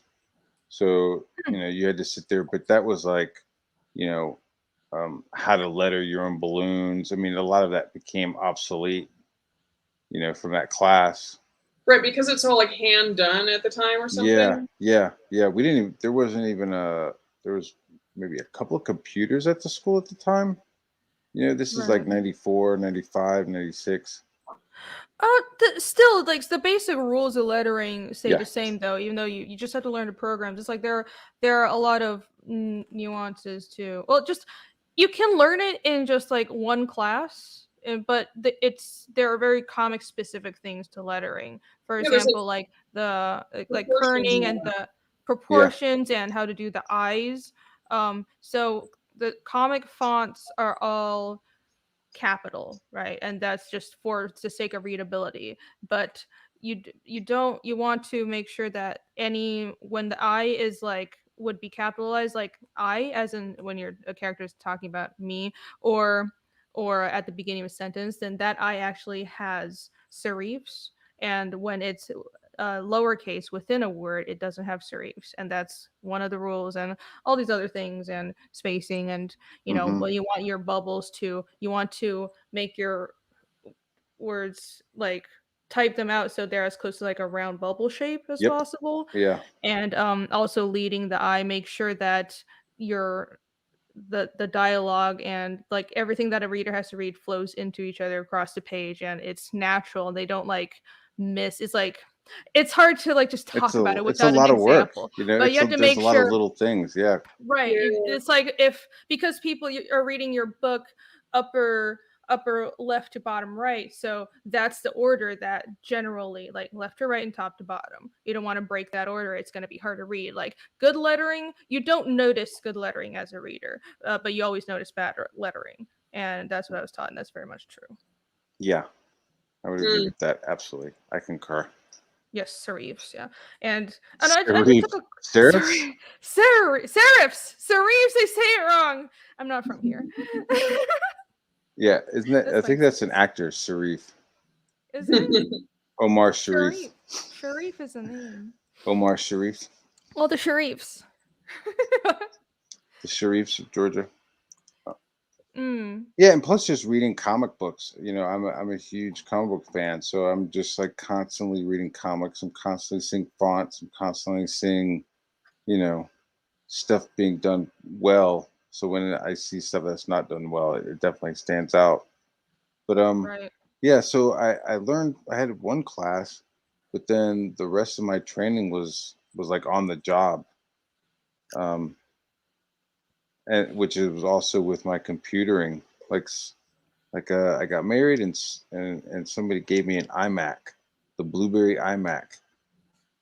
Oh. And it was like, here's the iMac, and I was like, all right, okay, who gives a shit? Like it just kind of sat there for a little bit because I was like over in the corner, like drawing on page. I was like trying to draw pages. Like there wasn't that connection yet, and then somebody gave me a whole CD binder of like programs, like here's Photoshop, here's this, here's Streamline, here's all this shit. And so I was like, oh, okay.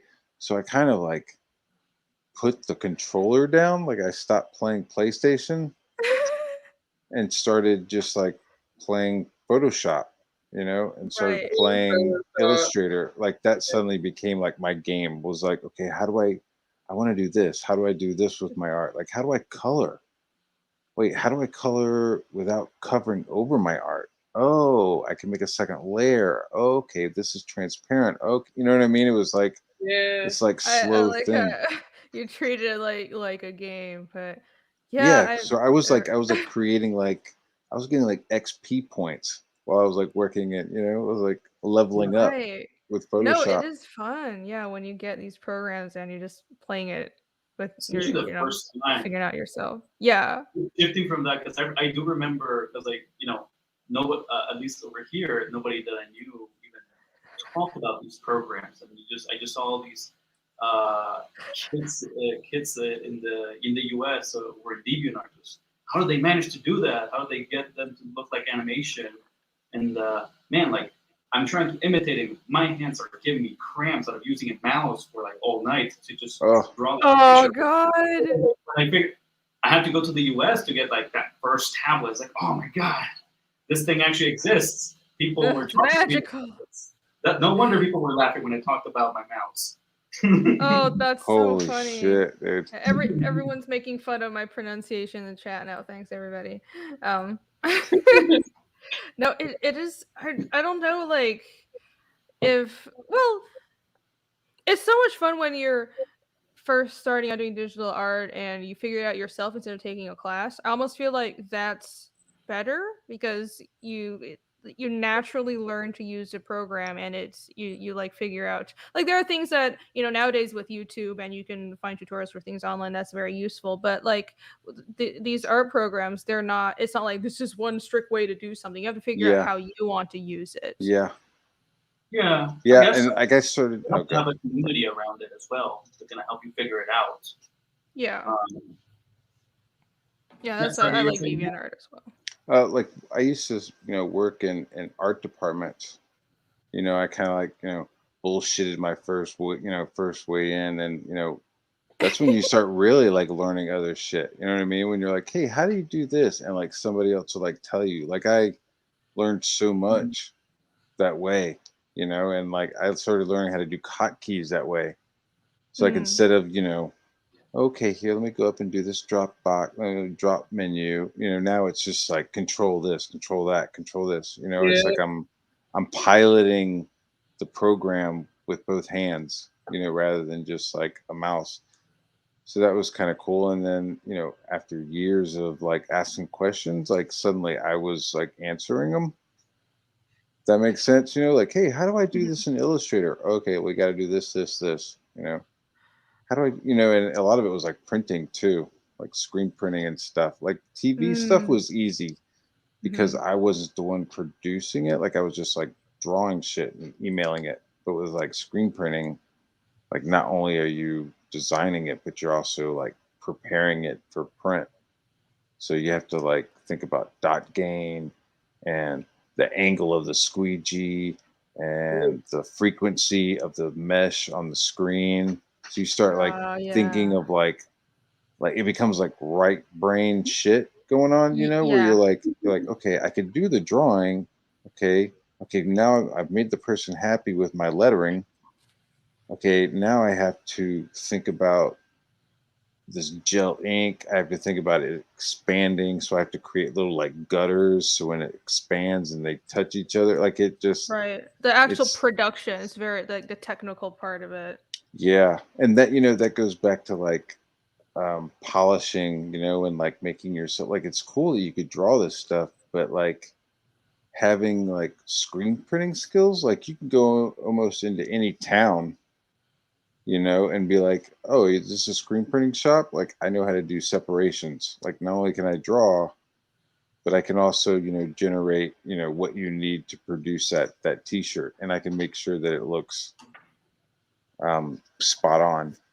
That makes sense. Hell yeah. It's a skill set. It's a skill set. Yeah. It's a good mix to be able to have that personal drive or just interest to be able to casually pursue some of that stuff, but being able to. Well, I don't want to be a starving artist. I think being a starving artist is bullshit, right? Like I like steak and. Sorry, I heard half of that. What, Matt? Oh, I said I don't want to be a starving artist. So I make sure you're good at a bunch of different stuff. So you're always. Sure, but what I'm talking about is that you always generate money. Almost better to like think it out yourself and stuff. I'm saying like I think a good balance between the two things, being able to just have an environment that professionally and just forces you to not just rest on your laurels about what interests you, but just efficiently learn what makes you be more efficient and better, but also just have a personal interest in that task, because then you can experiment and try things outside of the purview of what's usually even done. Absolutely. Yeah. What I found is like you never know what'll tie into the thing that you actually like to do though as well, because the skills that you learn doing like screen printing, whether it's like screen printing, a logo design, or doing corporate art, or working in gaming, it's gonna improve your comic work. There's something in all these experiences doing different types of art that you'll be able to use when you're doing comics. Like knowing graphic design and vector work is actually very useful if you're doing comics, and definitely anything to do with printing production. Just knowing how like printing works and how color separation works. That'll make your life as a comic artist so much easier. Yeah, I have a bunch of stuff on my website. Oh, you have a website? Yeah, I have a dope website. What? Well, you haven't- didn't send it to me. Oh, I'm sorry. It's in my name. Okay. www.robo6. Oh, I see it now. Okay, I'll pull it up. Meanwhile, the chat is asking you to show the spread from Rock and Roll Ninja. And by the way, Jason asked, how many pages is Rock and Roll Ninja? It's 100 pages. Woo! Black and white with Zipatone from Billy. I am definitely getting that then. 100 freaking pages. It's a graphic novel for the complete story, right? Yeah. Yep. Cool. But there's room for a sequel because the boys, the band keeps playing, and there's already talk about a sequel. Oh wait, Irene, before you change over, I want to know what Matt's opinion is on the We 3 logo. I remember how bad it is now. I don't like it. It's so fucking like. Wait, I'm trying to find it. Yeah, it's like this. Look at that. It's not just metallic. It cuts off with the 3, so it doesn't even work as a physical object. That's because they did it and then they just add bevel. They're like, all right, let's go into Photoshop and add bevel, and we're good. Like, I think if it was just a flattened piece, it'd work better. There's a lot of things that would make it better. Or like, if somebody actually just like thought about what it would look like hammered on a dog tag. Yeah. Because that looks like dog shit. Right?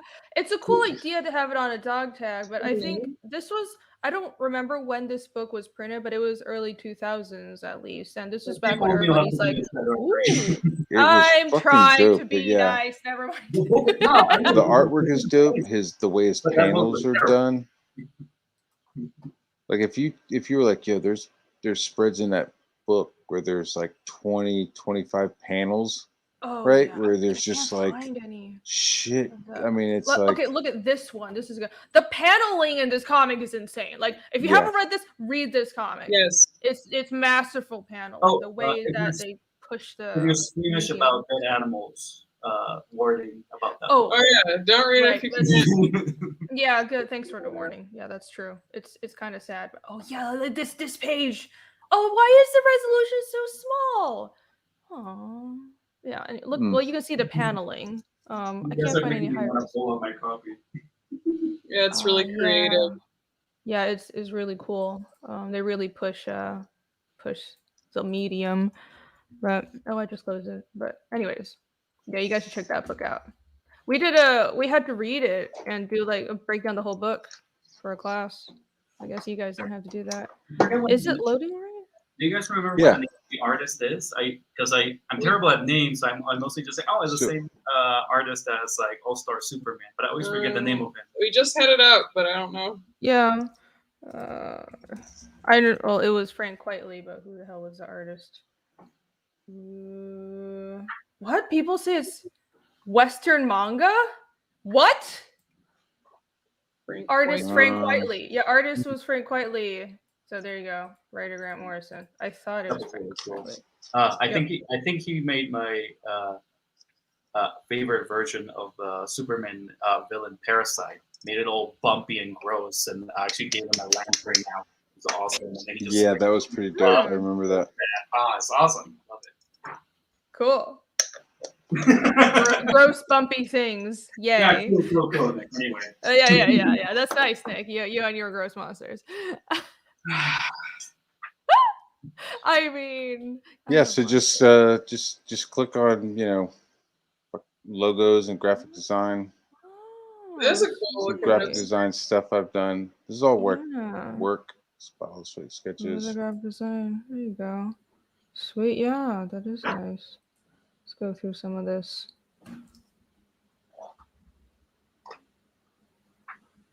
Awesome. That's cute.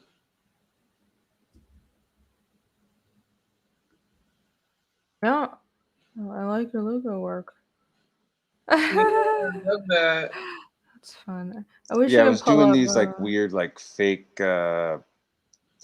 flyers. I mean, they were real flyers for events, but I was like trying to do, you know, Yeah, the like retro making, style. like, Really cool. yeah. You did all the art on these as well? Well, all Yes. those are like photos, but yeah. Yeah. I mean, yeah, where it's a photo, they gave it to me, but yeah, all the logos and all the everything that's like illustrated, I did. Yeah. I did. I like If this. there's an illustration, I did. That's cool. Linger on that for a sec. Can you zoom in? Can I? Yeah, can you pinch it? No. It's I'm not using Control Open plus. image? It's like a Cthulhu monster, and he's like reading a bunch of comics. Oh, I thought it was an angel of death. There we go. Yay. Oh, it's because I didn't see those sides to the And see, mandible. and it was for a comic book convention, so this was like a quote unquote monster fan, and like he has like the Green Lantern, he has a lightsaber, he has like all kinds of like shit, you know, that he's collecting Star Wars figures. There's a Thor hammer. Yeah, it looks great. Hell yeah. Hey, Sugar Chris. Hail. Yay. Yeah, this I love the art here. That's so detailed. So much fun. You have fun with your work. That's what people And then do. So yeah. fun. Yeah, stuff that pays the bills, but that's all like lettering, you know what I mean? Like that's all like sitting there and, you know. Yeah, that's cute. You know, we kind of talked about like trying Oh, to. you want to see the paintings that I did? Is really cool. Wait No, what? What did you say? What was No, that's. I think I'm gonna derail you if I talk about this. First, like, what were you saying first, Matt? I was gonna say check out the paintings as well. I got some cool, Sure. like some of those last ones. Yeah, those are. So I like started to have like fun, but then I started getting like paid for them. Oh, those are huge. You're like a real artist. You do like different types of art and like actually painting on canvases. I stopped doing that so long ago. Yeah, these are giant paintings that I did for the Super Bowl. Dude, that's really cool. So they brought in like 12 by 12 canvases from Lowe's, like Home Depot canvases. We just like so there's him, there's Gronk, and there's my painting behind him during the year. That's cool. Do you sell these or they commission it, right? So I'm I guess an official employee, right? So they just like call me up. Like I have a certain set of skills, and they call me up when they need those skills. So you have a specific set. Exactly. So like, hey, can you do these giant paintings for us? And I was like, yeah, no problem. And so they just like hire me for 2 weeks, and then I get like a daily rate. That's bonkers. And this is them like record, like filming me while I was painting. Yeah, that's awesome. Some Steelers shit. I mean, it's an NFL. It's good money. Yeah. You don't think about like who does those mural paintings and who paints all these backgrounds and interviews and stuff, but somebody is getting paid to do that. And they all end up like disappearing too. By the way, Unhinged has a question. Does Matt have any plans for future books? Yeah. I mean, I have Rock and Roll Ninja. I got something else going on, and then this is me in Vegas. Like I was the art director for the Pro Football Arm Wrestling Championship, and so we wanted to do something called a Smack Shack, where the people would come in and like talk smack. Man, I'm gonna rip your arm off, and no, you're not. Like, gold team is better than silver team, and so oh my God. We had to build this like 3 walls and a floor, but we didn't want it to just be blank. So I was like, all right, well, build the walls, and I'll just start drawing shit on it. And so that's me taking a break. But like I had to like draw all this shit on there real quick. So we took a picture of me. I was like, fuck you, man. I'm fucking resting. Like I had been like up like really late. Already. No. But yeah, I have future plans. And so I have like some stuff with Richard. And then I have a couple of things that I want to do, you know, Sweet. some monster related stuff, which that's why I like love Fiendish. I'm like, wait a minute. She has kind of monsters. Okay, what kind of? Oh, okay. She has cool monsters, but they don't look like my monsters. I'm okay. I don't have to redesign my shit real quick. Yeah, it's fine. It's like, well, I'll have more monsters, but it's okay. We'll work it out. We won't make the designs too similar. Good. Yeah, it's cool. I'll work with you. But yeah, I saw you posting on Twitter that you were planning on to release a book in 2023. So it seems like it's under wraps, but you're working on something else besides from Goblin Girl and Rock and Roll Ninja, right? Yeah. Well, it's called Mandibles. I mean, oh, okay. It's a nice it's name. not that. Thank you. I'm like checking on it every once in a while, making sure it's not trademarked by somebody. It's copyrighted. Oh, you had to put something out to get it copyrighted. So. Yeah, I mean that's what I've been doing. I've been like putting stuff out, and it's been trying to like create a paper trail, but I'm not nailed on the name. So if somebody came and like swiped the name, like it's not gonna derail me. Yeah. But yeah, but well, it's like a love story. You know, it's like a love story. Huh. In a rubber monster suit.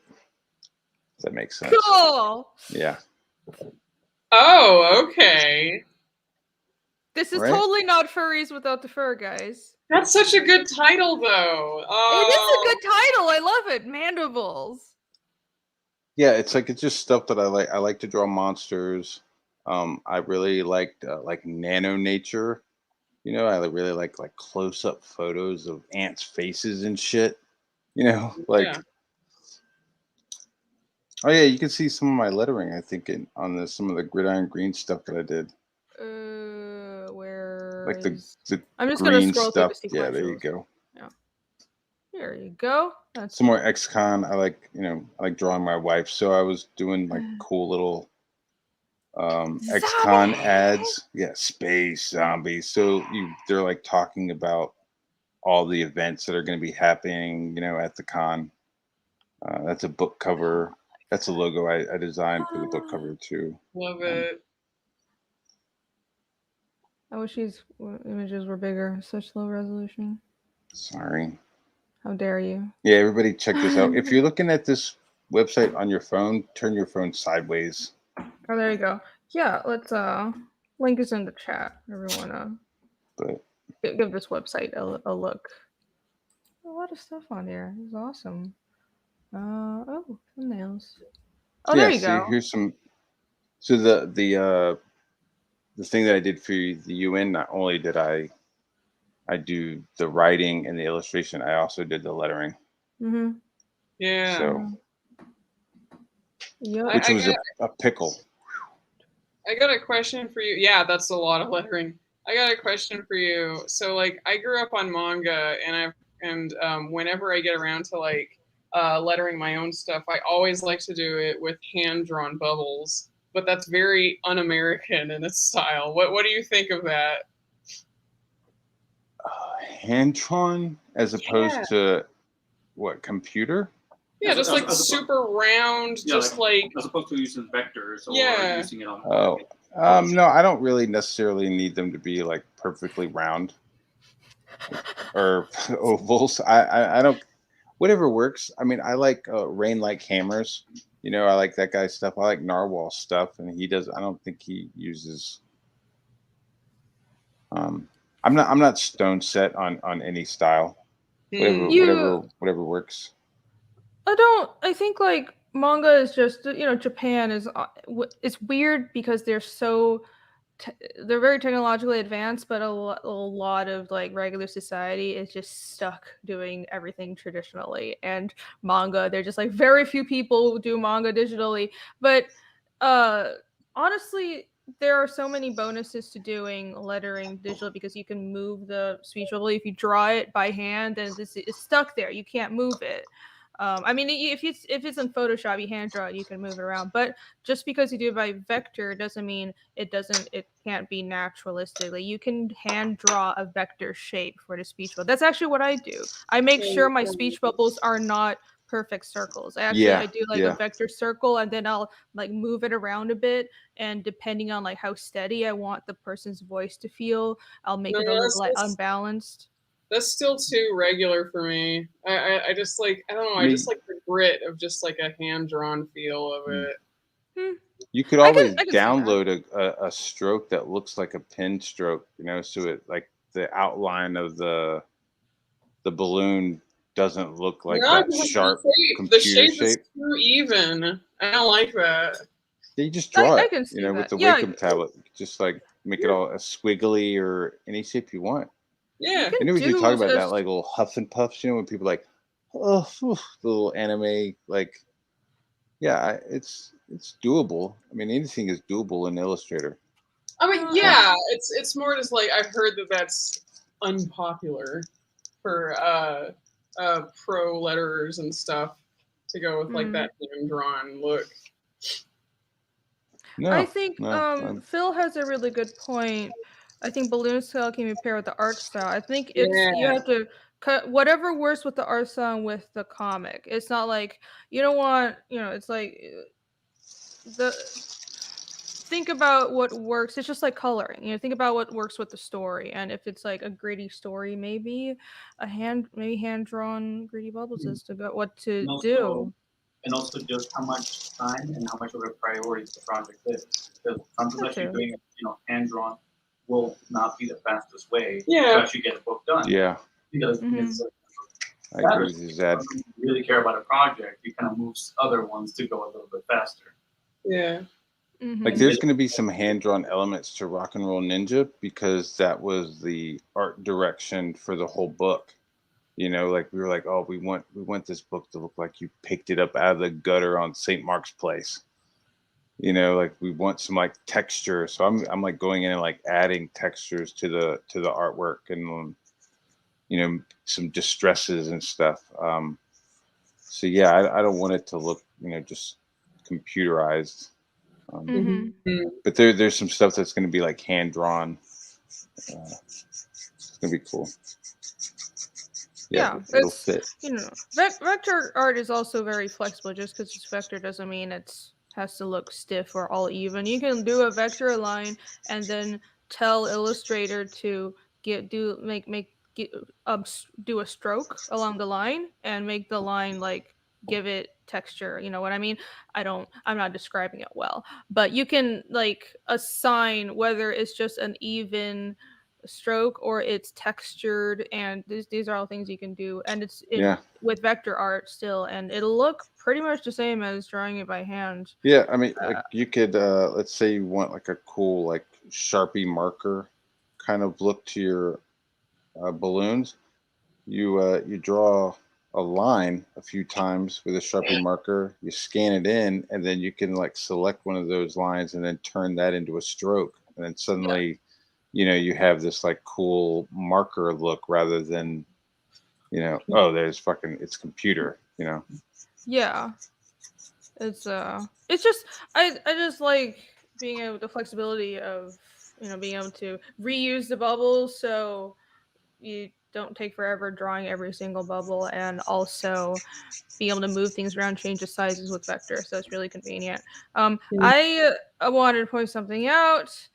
Look at this. I'm so glad you have this on your website. Yeah. Great tip for everybody. Hey, when you're doing thumbnails and layouts, before you ink anything, before you even do pencils, put your lettering in. Yeah. Make sure your lettering is it fits, first of all, it reads right. The lettering is just as important as the art, and a lot of artists don't think about this, especially when you're working with the letterer. But if you're working with a letterer, don't make their work hard. If you're lettering your own work, do yourself a favor. Put your letters into your thumbnails. Like think about how your comments lettered from the very beginning. And that changes your dialogue too. You know, like instead of her saying this long diatribe of like her emotions, it's, you know, quick and to the point. You know, like the gridiron green stuff, I really tried to do it like an old school Marvel. Like there was almost like a cadence to the dialogue. You know, quick and to the point. But yeah, it takes a second. You got to sit there and like pencil it out first. Yeah, well, that happens all the time with when I'm lettering Fiendish. Like I'll have this. I do actually have kind of a script. It's like a prose script, but like the dialogue always changes because when you put it on the page, you realize, oh, I have this character saying this long thing. I could just cut it down because that saves space. Or maybe like this one word is really long and it's stopping me from making this speech bubble a perfect circle. So let me just find a synonym and it works just as well. And these are all things that are very specific to comics. Thesaurus. Oh yeah, I use thesaurus.com so much just when I'm lettering. I'm like, I'll just change this word and just make it The shorter. hard thing with this project was I had to get everything approved by the UN. So everything was sent to them, and they were like adding stuff to the script. Oh, like that sounds like a pain in the ass, dude. Because they don't email know chains, anything about art. They have no fucking like. So the UN was like, first my job was making sure we didn't copy Green Lantern, make sure we didn't copy Captain Planet. You know what I mean? They're like, what if he was throwing like electric footballs? And I was like, what if he made like a green like tractor out of his energy? And I'm like Green Lantern? And they're like, he could do that? And it was just like, oh my God. Yeah. So I did all the graphic design. So yeah. So these email chains that I was doing, I would send in the script, and then I would get some notes, and I'd have to like add that dialogue, and I'd send it back, and then there would be like several more people added on to the email chain. So by the end, like that page right there has a lot of dialogue. Like it has too much dialogue. I see. Would you agree? You managed well with how much dialogue they gave you, though. That's a whole lot of dialogue. I wanted to mix the vegetables through the whole comic. You know what I mean? I didn't want to just be like, okay, first page, all this fucking environmental stuff. But that's what they were like, okay, on this page, could you add these 4 fucking paragraphs? Reading that much dialogue in a single page. Thanks. I mean, but that's like the first page. Isn't that always the issue when you're comics for people that don't really make comics, though? Yeah. But when you're going for like with first time writers and they want to put the amount of dialogue that they would put in a book, this happens a lot. Dude, they were like, okay, so these are Indians. What tribe is this? We need to make sure we know what tribe this is, and we need to. I mean, it was like it got like really like insanely detailed, you know, of like what the UN wanted and what I could do and couldn't do. It was pretty wild. Doing the research on that is like, that's important, but also they should kind of ask you because you're the comic person, and if this was, I would be like, you're gonna have to let me split this into 2 or 3 pages. I'm not gonna do this all in 1 page. Yeah, and near the end of the project, I stopped taking their suggestions. That's the way to do it. Because I was like really bummed out, and I was like getting really stressed about it, and I talked to my dad, and he's used to making PowerPoints for his job. He's retired now, but he was a fire chief on military base, and so he would have to make these PowerPoint presentations, and the colonels and like the lower ranked people would like send him suggestions for his PowerPoint, like, hey, could you add this or could you add that? But really, the only person that he's supposed to be making happy was the base's general. So he just like stopped fucking listening to these other people, and like it would like show the presentation, and then the general would be like, all right, good job, Bahr, and they would like leave. And so like those people couldn't say anything, like, sorry, general, I don't like the way that one thing is. Like the general would be like, get the fuck out of here, dude. So just do it. Yeah, look at that. Oh my gosh, the dialogue. Oh my god. I know. I'm sorry, dude. I couldn't, but look how well it's placed. All right? It is very well done. I'm not groaning at your work. I'm groaning at like they made you put so much dialogue, and that's dude. Like that is smaller font than you're supposed to use as well. That's a 2-page spread as well.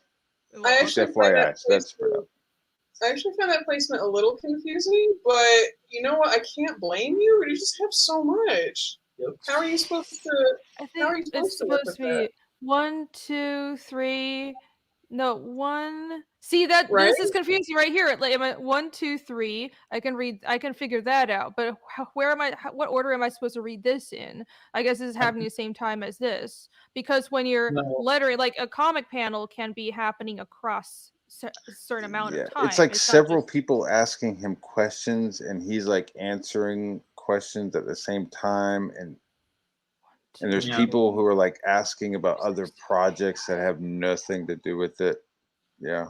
Oh, this is but it's like even then, like even when it can be a bit confusing, there's definitely cues still left there for you to follow the flow, you know.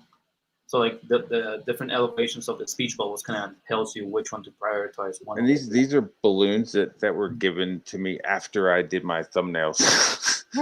Oh, no, so that's even impressive. There we go. Oh, it's honestly it's not only this part is confusing. The rest I can figure it out. It's like this, and then that's fine. Yeah, there's a bunch of good cues there. Yeah, it's not your fault. They gave you way too much dialogue. No, well, it hardly ever is the job of the letterer to actually do the dialogue, but rather just to put it in there. So if anything, it does show how well someone can actually handle it when this hard mode is kind of forced onto you. And the fact that with all that dialogue, you don't have tails, cutting people's necks or going over someone is also a really good sign, because that's one of those mistakes that a lot of beginners make. They start understanding how to make flow, but then they forget that they're actually just slicing the artwork. Yeah, don't try to not like cut off awkward, body parts and stuff. Slicing of the necks. Yeah, with your speech bubble tails and stuff, and watch out for tangents with your speech bubbles as well. It's a lot of stuff to think about. Yes, tangents. Always look for your tangents. Always the tangents. So I mean. Whew, yeah. Thank you. A lot of. Oh my word. Oh, this is better. Yeah, it's more. Yeah, they start to fuck off a little bit. Yeah. And then I was doing like this purple. So the narration is like, you did this, then this happened to you, and then this, right? And you were trained to do that. Like this narration is in purple. And then at the last page, you realize that like this whole narration was being told by like the bad guy. Oh, nice. Right. So like on the last page, there's like a visual cue that his word balloons are purple. Yeah. They have like this like purpley kind of, and there's the Earth Queen or Earth shape. She has like her own like bubble style going on. Yeah. Yeah. Color also serves a nice contrast to the green, so it's easy to read. I think it's on the other side of the color wheel as well, is why I went with purple, because I wanted it to be an anti-gridiron green. I wanted it to be like his adversary. Yeah, that worked out pretty well. Gridiron green. See, the artwork looks good, right? I mean, it just got covered up. Yeah, it's so. I feel so much less stressed. That's another one of the advantages that a lot of people also take for actually doing the speak bubbles on the art. Just the fact that you can make sure to not have to use up time on those pages where some dialogue would cover up half of the backgrounds, so you don't have to actually draw that part of it. Yeah, you save yourself a lot of pain and a lot of time. You just plan ahead. How long ago did you do this work? 2018. Yeah, it's got a little dust on it. It's not that long ago. No. Yeah, it looks nice. Yeah, he had kind of earthbound powers, some other cool random stuff. That is fun. Yeah, I love your style. Love it. All the little monsters. Yeah, I was like, oh, if I ever get to draw darkness, I'll be fucking ready. The That definitely is a Darkness face. That's like Darkness and Joker had a baby. Yeah, it was like somebody was like had this like character. I was like, oh, I'll do a comic for you, but it got weird. Here's some storyboards. Cool. So you're totally doing a pinup for Fiendish, right? If you want me to, that would be dope. This is totally happening, right? This is gonna happen. I have determined. We shall see. Ooh, Christmas! How timely! Christmas story. Yeah. Mr. High Potion Santa. That was the New York Yankees. He like comes in and all the stuff was flashing, and he takes a drink of some New York Yankees water and shit. These were like really quick storyboards. Oh, look at that dog! This dude like falls into the water and like gets undressed, and it's like a party. What's happening? Well, the product is these waterproof speakers, so they're like partying underwater with this speaker. Oh, that's funny. And it's at Christmas time, and yeah, man, it's fine. Cool. Yeah. Nice. These are storyboards for. Well, this is for ads, and you can go more detailed. Honestly, I struggle so much doing storyboards for animation because they want you to just be like bare minimum lines, and I'm like, there's a cool program called Storyboarder, and it does a little line count in the bottom. Oh. So, and like it'll do little prompts like, "Hey, this ain't Mona Lisa. Hey, time to move on." Like that's like little great. funny little like, you know. I could have used that. Are you done yet? Yeah. You know, like it's kind of funny. Yeah, you have to keep. It's like everything. Like line economy is so important to doing Absolutely. storyboards. Yeah. It forces you to be fast. It's a useful skill. Very cool. Yeah. Check this website out, right? Yeah. Oh, sweet. Yeah. Conceptual, all kinds of stuff. Yeah, man. We're just gonna go through this whole website. See different styles of stuff, different stuff that I've done. Oh, that's cool. Yeah, so you've basically done everything. I worked on the RoboCop remake. Damn. So he's done everything. Those movie design stuff. Yeah. I've like been.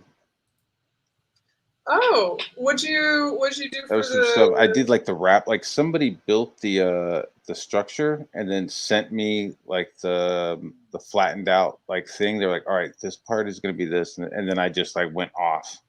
You know what I mean? I was like, oh, it's like once I figured out where shit would be, I was able to just like go crazy. Does that make sense? Like, see, once I like was able to get to it this, then I like went off. You know, I made the skins. Yeah, somebody else like built the rocket. But once they like built the rocket and like gave me this like color coded flattened image, I was like, I just started making all kinds of crazy shit, little scrapes and rocks, dents and shit. Yeah, you did the UV texture for this. Cool. Yeah, see, and there it is. So that's what it looked like when it got produced. So it like came out like he was like, I don't even need to do like a secondary like lighting thing because everything was like already kind of like in there. There you go. Yeah. I like I said, I get around because I don't like starve and I have kids and kids have like iPhones, and so I like, hey man, do you want to work on this video game with rockets? Yes.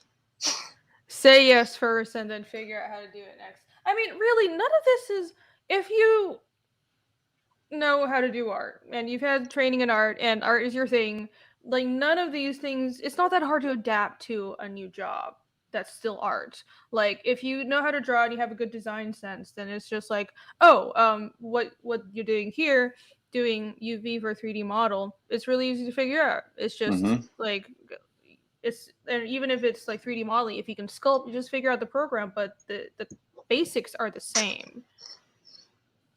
So honestly, it's that's just what you have to do as an artist. Like take whatever job you can, because most professional artists, honestly, to jump from job to job, and even like full-time comic artists, a lot of the time they're doing storyboards on the side or working in animation. They're not just doing comics.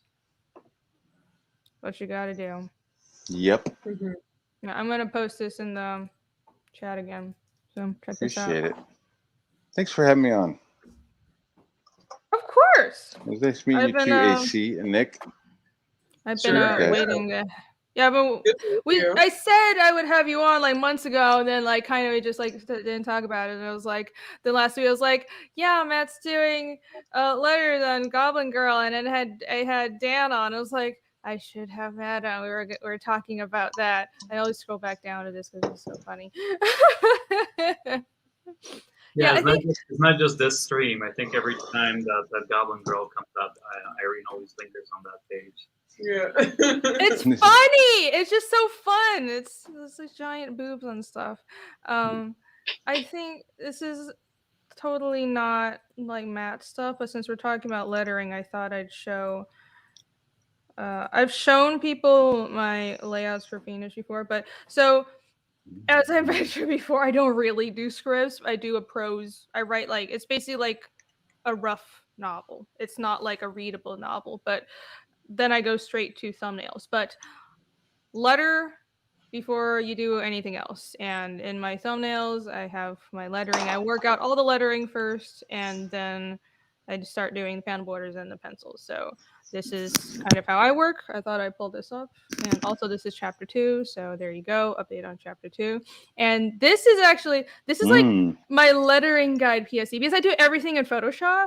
And it's the Illustrator is definitely the better program to use, but I am too cheap to pay for Illustrator. So I can do like Photoshop's vector is not as good, but it's sufficient for what I need right now. Like if I was doing professional logo design, I would get freaking Illustrator. But just for like lettering, this is what I have, and this is is all I need. I need basic vector stuff. So I built these few standard speech bubbles with like different kind of outlines and different like squiggliness and stuff. Like all of this is vector, and I'll modify it. I'll transform it and modify it when I need to. I'll drag it onto a page and then change it, and depending on how I want the speech bubble to sound. See, how do you do your tails? Do you just take one of your points and stretch it out, or do you create a different shape? Oh no, I have tails here. And then I transform these as well. And what I do is like the stroke is in the folder. So I put all my bubbles in a folder. So the stroke around it all merges together.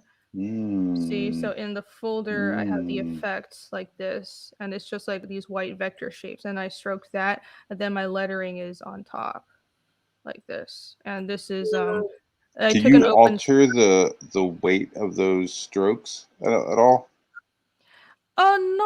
Not a whole lot. No, I keep it pretty standard. Copy. I change the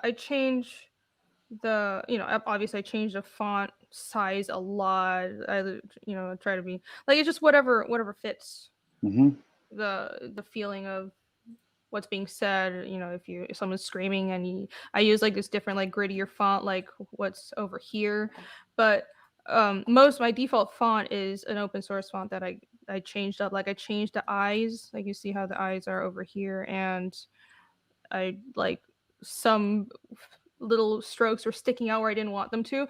But yeah, that's how I do lettering, but I think it could be done better. If you want to do it right, definitely do it in Illustrator. Yeah, and you have to like fix stuff. You have to like go in and like sometimes tap, like you have to outline it and then tap over an A because of the way the kerning of the computer has like output it, so you have to like kind of like go in there and like tweak letters around sometimes. Yes. Yeah. But seeing you do that tail, I was like, oh, that's how she does, because I do it completely different. I mean, I have it like a separate piece, but it's like I have it as a line, but in my appearance, I have it set up as 2 strokes that are tapered. So I have like a white tapered stroke, and then behind it, like say like the white tapered stroke is like a 10 points, and then behind that I have like a 12-point tapered stroke that's black, and then that creates the stroke. But then I could take that line and then like tweak it and bend it and swirl it around, and it always has this like nice like tapered point to it.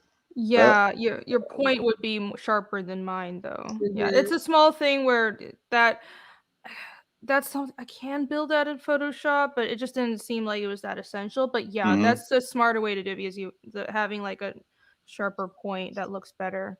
Because then I like sometimes like making it like squiggle out and like move around a little bit, you know, the tail, not just like, you know.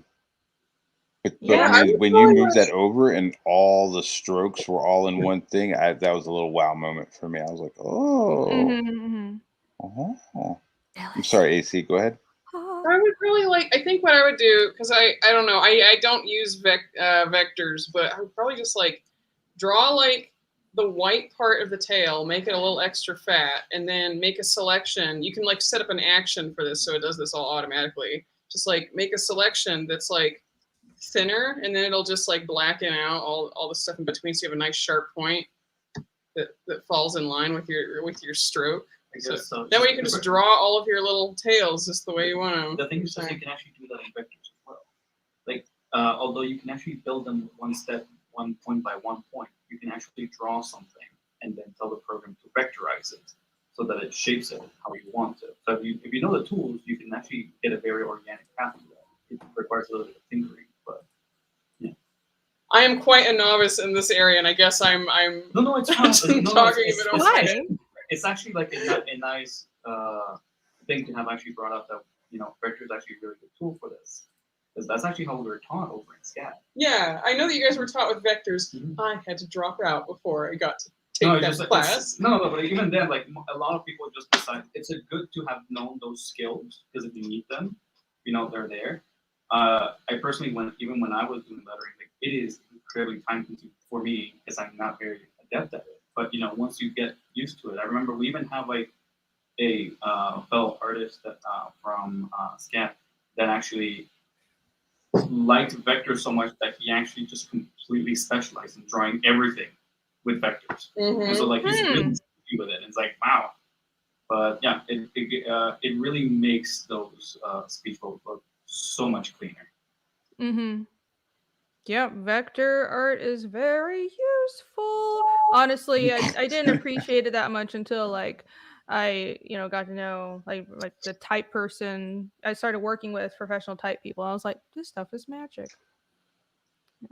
You can't do a whole comic in vector, but just knowing how to use vector, it's really cool. Well, you can, like Nick was just mentioning a friend of ours who actually did like he had a webcomic that he did in just vectors.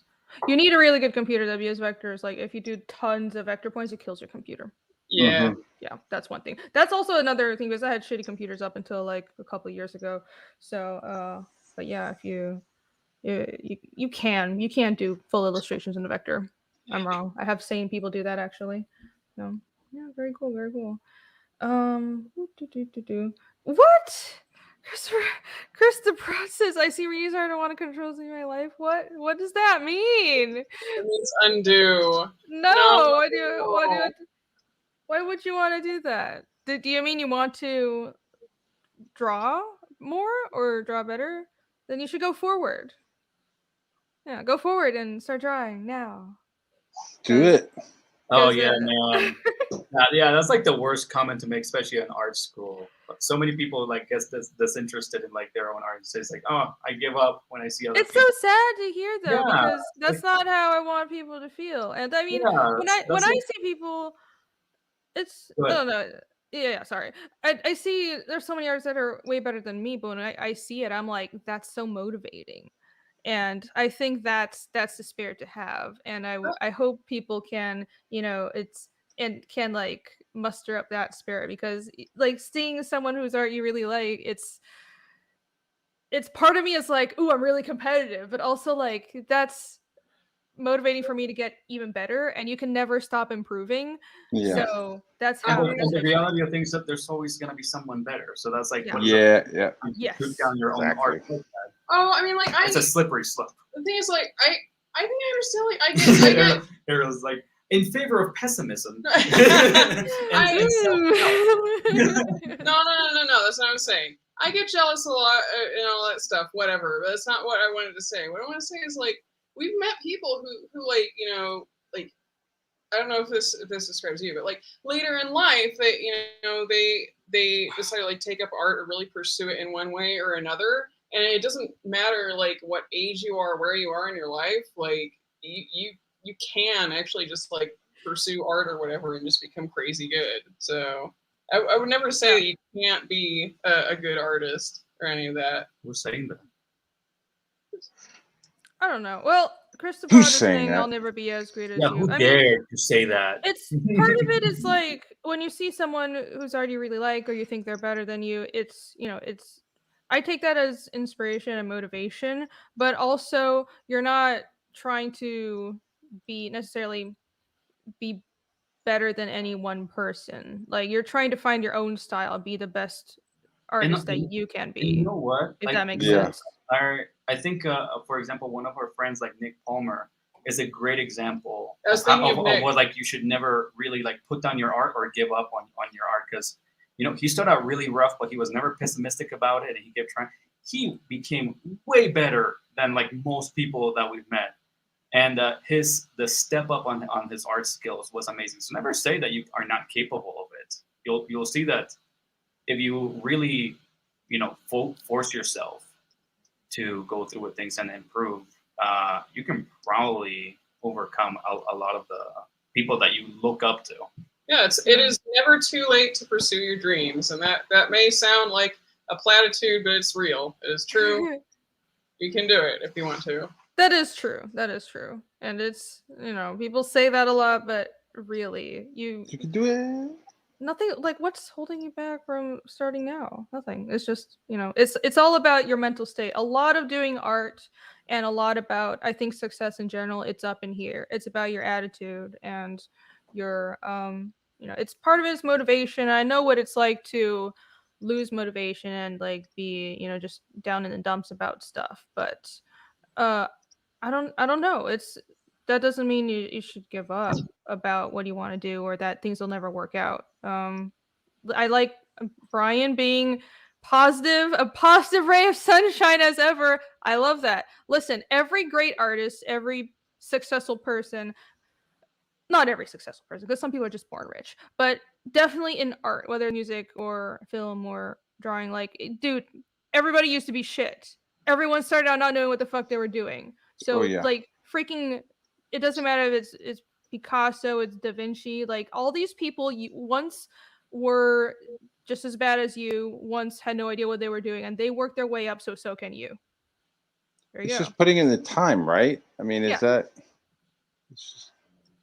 It really is. I mean, it's a huge time commitment, and the thing is, you have to make sacrifices. You know, it's about it's a positive attitude and all that, and it's believing in yourself. But I see a lot of people who they believe in themselves, and on the flip side, I see a lot of people they believe in themselves and they think they definitely can do it, but they never put in the time. So don't like. Or You need to have a balance. And there's also when you said like at the time, like when I made that transition over from like, you know, just being in here in Colombia, and we're like, you know, the idea was like you have to have a plan B, you know, graphic designer or engineer or whatever.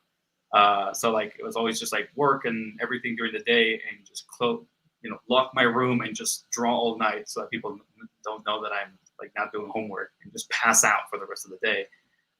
Going over to college, when it was actually doing work for something that, you know, you're really passionate about, you start kind of to realize what you kind of claim to yourself before. It's like, oh, this is me working hard. You realize like you can work way harder than that if you actually want it. You can go days without sleep, without eating, and just focus. Yes!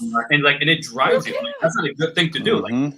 But like sometimes when you actually care about the job, you can push yourself so much, and that's that's better actually than sleep. About how like game designers like are actually abused because people are very passionate about this stuff, and so like extra hours and low pay are pushing it because like you're so passionate, you know, and like young people are abused for that. But it's definitely something that you can have on your arsenal for your own self-improvement. Never to let companies abuse you for it, but know that you're capable of a lot more than you sometimes think of yourself for, you know, normal work. Yeah, it's a delicate balance of understanding that you can always improve and your journey is never ended, but also know what your worth is. And have fun. That too. Yeah. I think it's very easy when you're starting out to just feel like, you have such a tall mountain to climb and it's just exhausting. But it's like, if you have fun just doing the process of learning and stuff, then that can take you the rest of the way. Oh, there you go. You're working on it. That's the spirit. And I want to see you continue to work on it. Keep at it. You have to.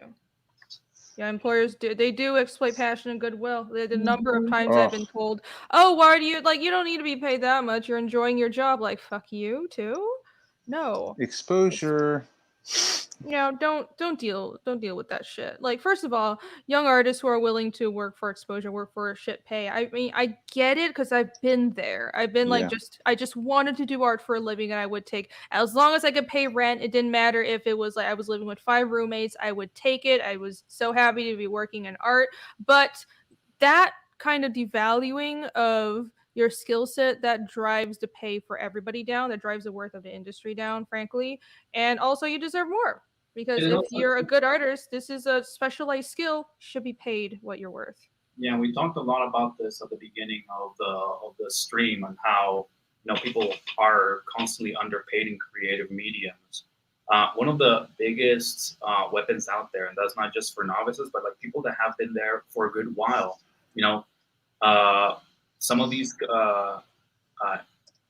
jobs try and push you to not discuss your pay rates. Sometimes people even feel ashamed of doing so because you're just starting out and you don't want your fellow artists to make you feel bad for oh geez, I had to kind of start low so that I had some better jobs and get my foot on somewhere, and so you don't share it, and then you're being underpaid, but you don't know how much, and the longer that you stay that way, it'll be worse. Share those pay rates, discuss with your fellow artists, or even, ask for advice from others. A lot of artists are very open, even for novices, to just contact them and get to know this stuff. The better people know this stuff, the better armed they are to be able to actually make this a permanent and livable way of working. Right. Yeah, I think of it as, it's just pitiful how undervalued art is, because think of it depends on the type of art, like graphic design and if you do corporate art, but it's think about the time investment that you put in to be a good artist. It's thousands, if not millions of hours for every person who learns to do any type of art well. And so many people think that it's okay to pay them an exposure or pay them less just because they like their job or they're passionate about it. It's like fucking actors and directors are passionate about their job and they enjoy it. I assumed. Are they paid shit? That's not an excuse. So the time investment is, it's people need to. I have a lot of problem with artists not getting paid what they're worth. So yeah, no. On that same note, let me again, because we also have some of this talks with some of our friends. Don't do free work. Not for family. Yes. Yes. If these are the people that back you up, they would respect your work and actually pay you what it's worth. Yes. That's true. Sometimes it feels awkward for people that haven't done that before, or especially I'm Latino. There's a big weight on kind of carry your weight in the family and stuff. Respect your work and have everybody around you really show that they actually respect it. They claim that. Yeah, even if it's family, make them pay. I'm not sure what you mean, John. Make them pay. Correct me if I'm wrong, but is an art a commitment to time alone? Are you thinking about charging based on the time it takes you? It depends. So you can charge hourly, or you can charge most comic artists. Most people in the pipeline, they pay by the page. So you set the rules for how you want to be paid. Whatever is worth your time. Yeah, sometimes you figure it out what to even charge for some works. You actually do figure out how many hours does it take you, because that's a quick tip that a lot of people actually just don't use. They just try and look for just standardized payment. But that's a good one. You check how many hours you're really putting into every kind of work. It's kind of a weird one for you, and see how much you really need for it. How much are you really investing into it? Yeah, that too. You're thinking about, on the topic of valuing your art, and comparing yourself to others and stuff. One of the first things I learned when going to art school that I think is some of the best advice that I've gotten is when you're showing your art or whatever, don't apologize for it and don't put down your own work.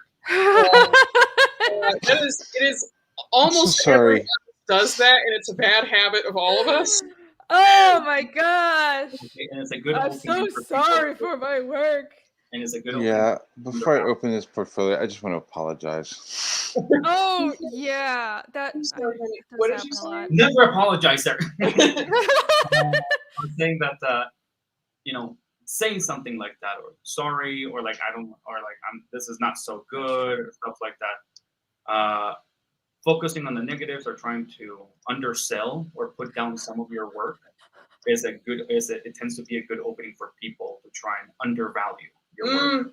Yeah. Because it's sometimes they might actually see it as like, oh, passively, but other people will, not the best word, but carnivorously notice that that's a weakness and try and target yourself. Oh yeah.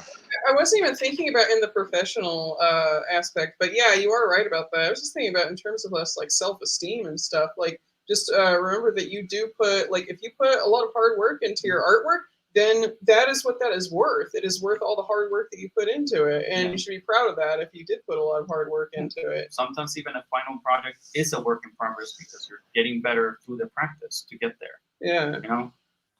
I think it's the differentiation between confidence and hubris. Like, because again, in our school, we also needed people who were had way too high of an opinion of their art, and it's not like anything personal, but it's like know that you can always improve, but also be confident about like you spent a lot of time on this, and it's not the worst thing in the world. So don't talk down your work. You can know you have to improve, but like don't keep on saying your shit. That's annoying. You are annoying, Irene. If you're gonna be on the screen, don't ever do that. Irene's gonna be really annoyed. Yeah, so annoyed. What's the art on the screen for? Hey, so this is a crossover between Fiendish and Goblin Girl, and you guys should keep an eye out for that. That's a thing that's happening. I showed this a couple weeks ago, but I didn't add the monster yet, and I'm still not done. I'm gonna add like some more little creatures. I'm just getting way too carried away with this. There's gonna be so much shit on this cover when I'm done.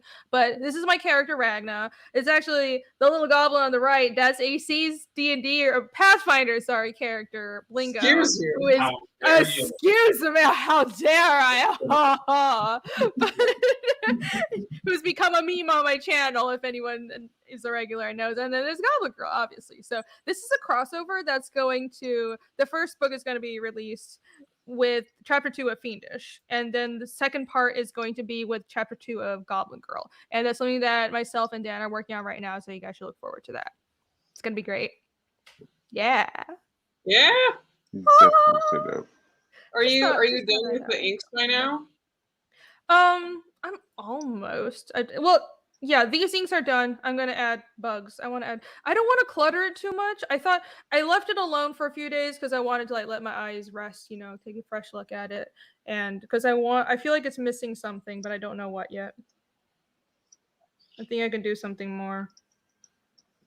Maybe we put something to kind of hint at a level of interaction so that the monster in the cave don't feel completely detached from the characters. That could help you unite the whole thing. Yeah, I can put like slime around the cave. Yeah, or even just like their looks or expressions, if they're actually like reacting or engaging with it. I think it makes it more of a picture. I think I need to put a rune, like Ragnar should be casting a rune, so I think having that kind of looks like it's scaring the monster. That's what I'm supposed to have a rune like right around here, and some more slime on the cave walls and some little insects here and there. So yeah, I'll add some more stuff to it. But yeah, Blingish Girl, thank you. Oh my gosh. Some more interactivity. Friendish. No, that's not what it's called. Friendish. Yeah, Friendish. But so check not check that out, but keep an eye out for that with Chapter 2 of Fiendish, which will be going up very soon. I'm loving all these alternate titles, by the way. These are all great. You guys are great. Blingish. Oh my gosh. Here you go. So. Oh my gosh, those are great. That is we finally got to look at the magic. Look at that. So yeah, you see, could that's do all like vector. other shapes. Yeah, this is all vector. Mm-hmm. So awesome. you could do other shapes, that have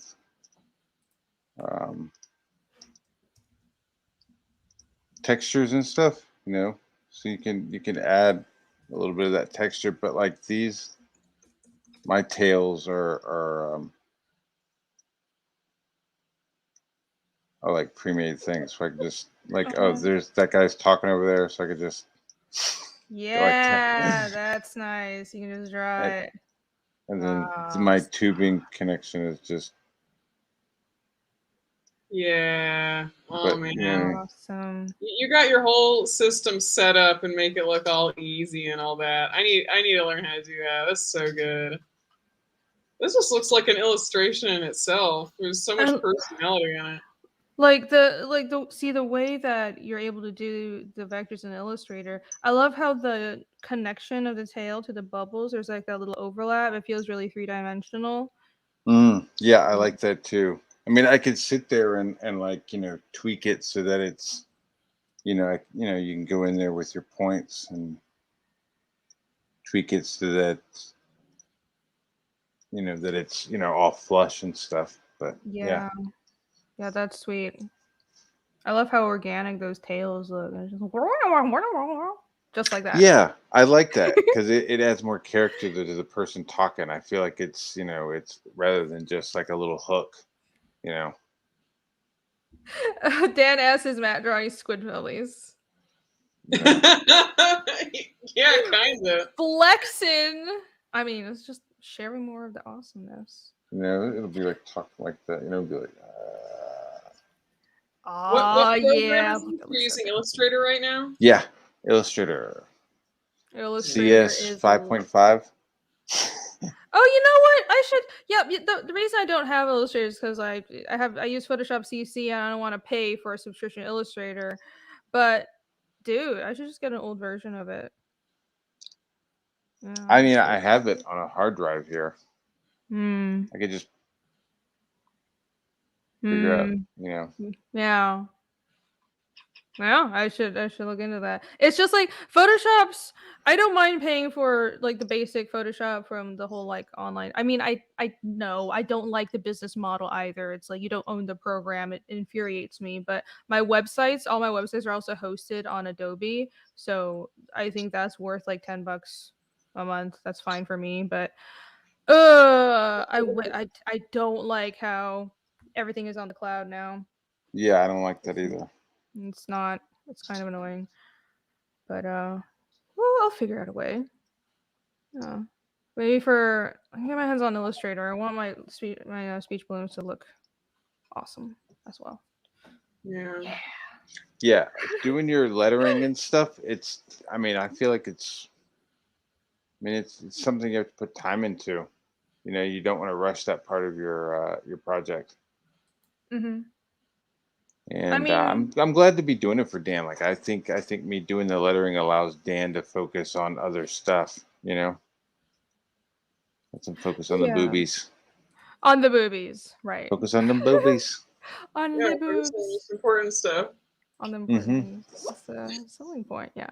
Like again, good lettering is you want to make sure you do your lettering and your graphic design right, because when it's good, you don't notice. It just integrates itself into the story, and the story just feels comfortable and easy to read. But if it's bad, then people will notice. So you don't want people to notice.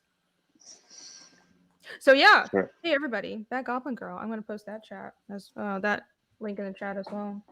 How's Goblin Girl doing so far? I had like 11,000. Let me refresh. Did we get any new backers?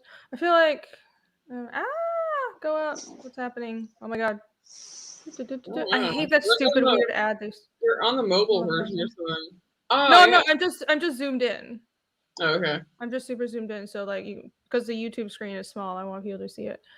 11,000. Nice. That is really how many days? 14 days left. 14 days. Yo, come on. Back this now, friends. Back this out. Check it out. Friends. Yeah. It's fun. I mean, it's as you can see, it's voluptuous fun and blood and all that good stuff. But from talking to Dan about this project, it's definitely not just like boobs and blood.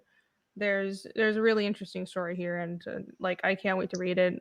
This is something that Dan's been working on for fucking ever, and there's something, there's more to the story. There's like a solid journey underneath all this. You're not gonna be disappointed. And just look at the art. Look at the freaking coloring. Look at the art. Like, yeah, he's really good, man. Dan ignore them. He's amazing. Yeah, I keep telling Dan when he's around, it's like his artwork has so much. Like he's clearly having a ton of fun whenever he's drawing. You can see in all of his art how much fun he has doing it. Definitely. That's what we're here for. Not doing just corporate art or art for money. Like, we're all here because we want to tell these stories. Okay. Like, this is why I love doing indie comics. This is why I left, doing corporate comics and, the big two and everything. Is if there are people who their dream is to draw Spider-Man, that's cool. I'm happy for them. But that's not for me. Like, I want my own IP. I want like to actually have a say in how the story is told, because you don't have that if you're just a work for hire. And I don't want to be an art monkey anymore. And no, I do not want to be an art monkey. Yeah, I want to actually have have a say and speak through our art, and that's what we're here for. And that's what Team on Goblin Girl is doing. That's what I'm trying to do. So, and I think the audience feels that. Isn't that right? Chat, you guys agree? Yeah, I'm trying. What is that? Is that the poetry thing? Yeah. Poetry snapping? Oh my God. I'm an old man. Well, I went to like... I don't know. What was that now? Yeah, I don't know. I don't know. Now I'm gonna start doing like... Are you copying me? You're copying me. That's the little heart. This is from the K-pop heart. Yeah, that's the K-pop heart. That. It's annoying. It looks like you're like, it's like a vulgar gesture or something. I didn't know what it meant at first. What is this? It's a heart because it's like it's a heart shape like that. It comes from K-pop.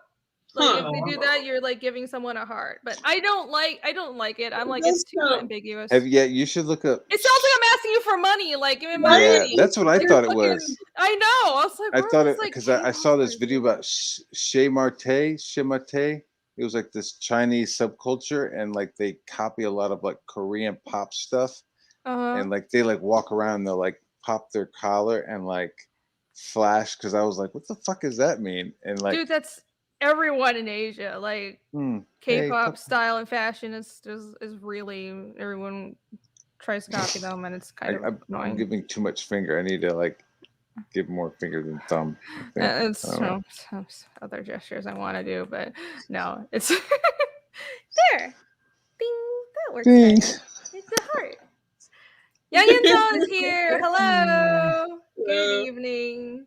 Our monkey snapped their fingers. I'm not a fan of the finger snapping, but my god. Okay, sorry. I'll stop. No, it's fine. It just. Oh wait, is it like really loud in your? It just wears me. It triggers me. I'm so triggered right now.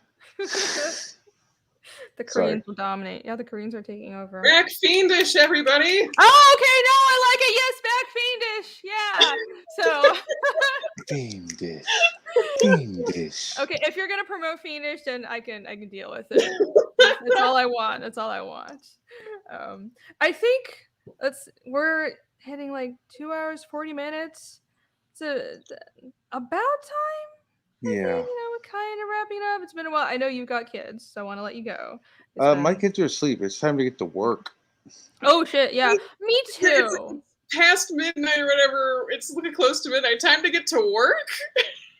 Well, yeah, that's like us working as on my well. night moves. Oh, I'm gonna be late working. I mean, honestly, it's been either work or I've been doing so much like home renovation and stuff. So that's another half of my time. It's really infuriating. It just because I have like shit contractors that don't do their work. So, but yeah, tonight I'm gonna be working on Fiendish. So I need to get to. I had to get through that work as well. Word up. Yeah, and that's important. And you guys, I'm sure you guys all want that done. So that's what I'm going to be doing next. But before we go, I have updates for Fiendish. So, like I mentioned last week, we're 35,000. Look at that! Thank you guys. You guys are so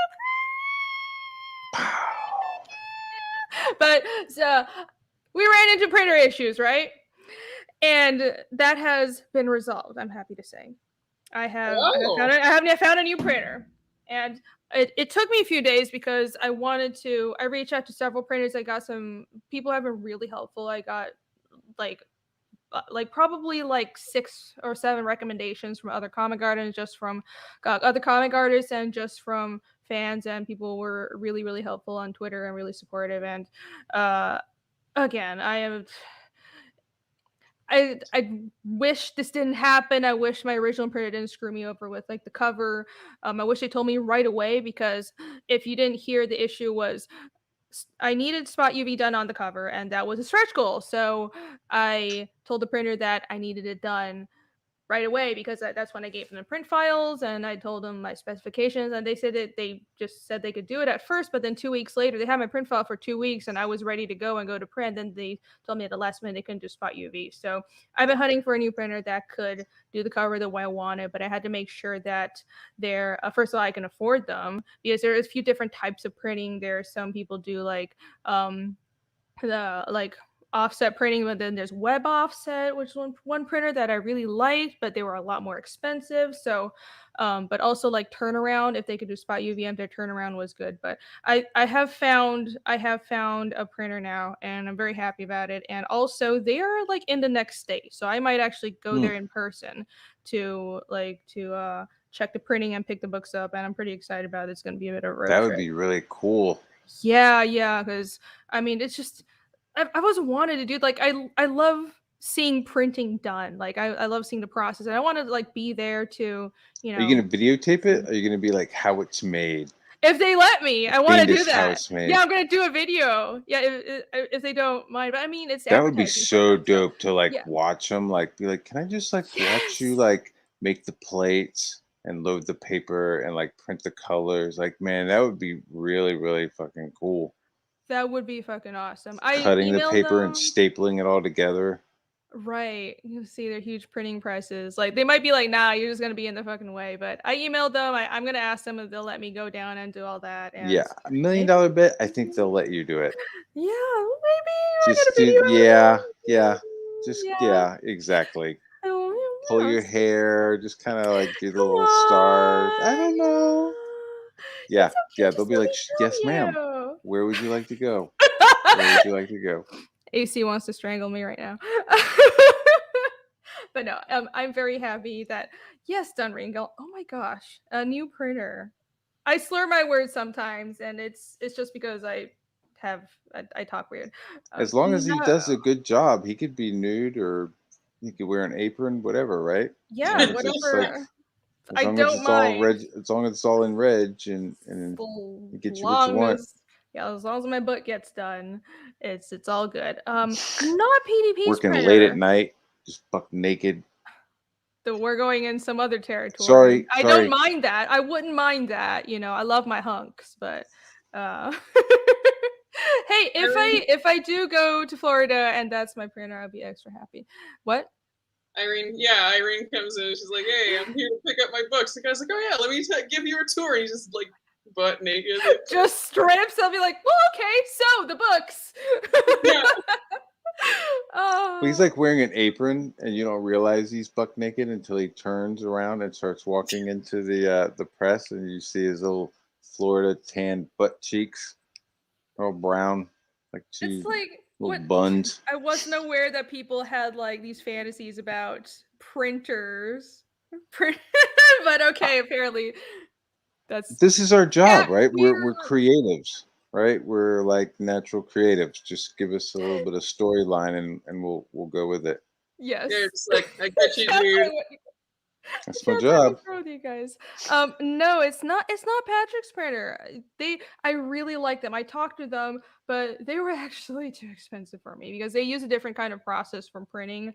They use like web offset or something. It's not the same as regular offset printing, but I do really like them. The thing with them was it's more affordable to go with a larger print run, and since my book I'm not printing that many copies. I am going to overprint a little because I'm planning to offer chapter 1 along with chapter 2, but with what I can afford, like it's with like, you know, the value for the amount of books that I need, it's not quite there yet. I think I'll consider them for chapter 2 because I really like them and I talked to them and they're absolute darlings. I'm going with another printer in Florida. A lot of printers are in Florida, actually.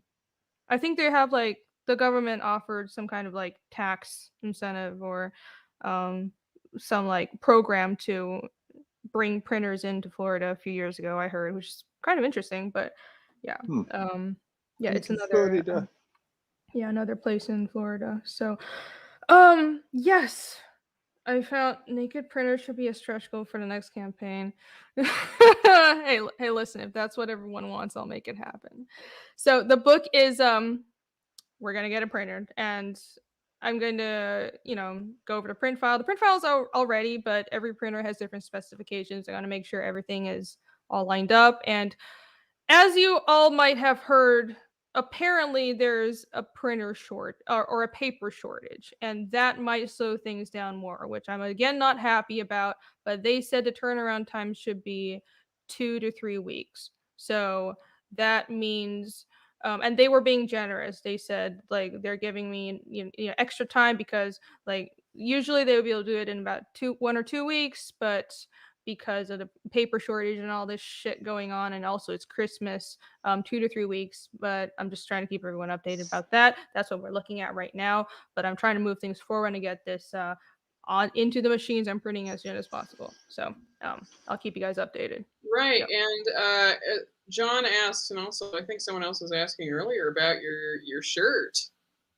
Oh, my shirt! Yeah, I'm wearing my Fiendish shirt today. Ding ding ding ding. That's I have it on. You can find it on the website. You can buy it if you go on fiendishcomic.com. Here you go, and hit merch, and it's right there. Is this the first time you've worn that shirt on stream? I feel like it is. It is. Yeah, I'm terrible at advertising myself. See, it's the black and white cover. Stand up. No, for the first time it's AT actually saying that, not your chat. Here you go. Yeah, and it's got like I don't know if you can see it. It's this. Where's the grayscale book? Hold on. Okay. It's this cover. It's the same art. I have it as a shirt. So you go on our website, hit merch, and I should have a Redbubble store, so you can get it as a bunch of different shit. Like you can get it as a shirt, phone cases. Oh, sweet. Yeah, I'm gonna post a link in the chat right now. Oh, go away.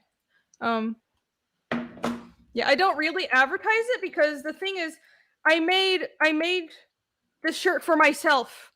I made it because I wanted to wear it to convention, and then convention stopped happening. Oh, someone wants me to full screen. Okay, all right, here you go. Dun dun dun dun dun dun dun dun dun. Here you go. And this is like the chiffon women's shirt, and I just this is the kind of shirt that I like to wear. I really like chiffon shirts, but they have like all kinds of different sizes. They have tank tops, dresses, and obviously like men's sizes as well. So that's cool. It's like a full front print. Yeah, I made the print as large as possible on all because you can customize the size of the print and stuff, and I try to make it cover like a lot of space. I want to be like really big and make an impact. So I made this just for myself, but if you want to get it on Redbubble, it's totally available, and you can make me a couple of bucks. So that'd be nice. It's just black on the back, right? There's no print on the back. Yeah, it's just black on the back. So, and this is it's It's just this one, and I think most of them are. Yeah, it's just black on the back and the print is on the front because it's a vector image, and so some of the shirts are like it shows up like this. I can't take the white option off. With the white background, you can't see the print, but you can't actually. Yeah, I know it's so infuriating. I tried to take the white option off, but it won't let me. But you can get it in a few different colors because it's actually just like a vector. It's not vector. It's bitmap, but it's see-through. It's a PNG file, so you can get PNG, it. yeah. Yeah. We were talking about vectors, so my brain just went there.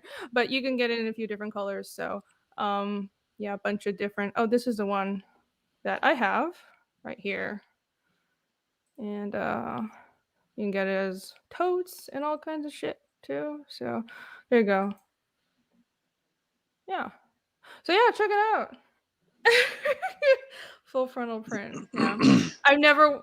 I'm terrible at advertising myself. Apparently, I never worn this on stream, but I should do that more. So. Yeah. Yeah. You probably sell some. I should probably, tell people that I have this available. But it is available. Yes. Get my merch, friends. Get my merch. Get it, friends. PhoenixComic.com, friends. PhoenixComic.com. Yes, friends. All right. Am I forgetting anything? What am I forgetting? It was some time way back. Billy was asking if he could show something from the comic again. Oh my gosh! People have been asking you to show the New York spread, but you never got around to it. Are you allowed I to didn't. show it? We're not going to show it. We got to get to work. Okay. They could see it when they buy my book. Matt's like, I have to get going, bitches. Let me go. No, this is amazing, but I'm just, Oh no, I understand. Yeah, I want to cover our bases, but absolutely. We do long streams. I'm sorry. I'm terrible. I know, it's awesome. Thank you for having me. Yeah. So back all the books that we talked about today. Rock and Roll Ninja, Goblin Girl, and Fiendish. All of these are still available, and check out Matt's work. He's awesome. Yeah. Check it out, yo. Check it out. I love that logo. Links. Nice, solid, pretty dope. Oh, thank you. Yeah, I try. I'm not a pro like you, but I did what I could. Yeah. I tried to scuff it up a little bit, but honestly, it just didn't work. So I kept it nice and clean. Yeah. I think it turned out okay. Yeah, your artwork is very clean. I think it works well with a clean logo. Yeah. You gotta figure out something that works with the project. Alrighty. So, where can everyone find you, Matt? I'm at Twitter. I'm on Twitter, so I'm Matt Bahr 6, and then I have a YouTube channel. But I don't know if I'm on it that much. I don't think I haven't really done that much because either I'm working or I have my kids, and so I don't know. That's kind of what I'm focusing on. I'm not really like focusing on the promotional stuff. Right. Well, real life. But I want to. Gets in the way. Yeah. It's like I know how it is. When I didn't have 2 kids, I was able to like stream a little bit of like work in progress with Rock and Roll Ninja, but now it's like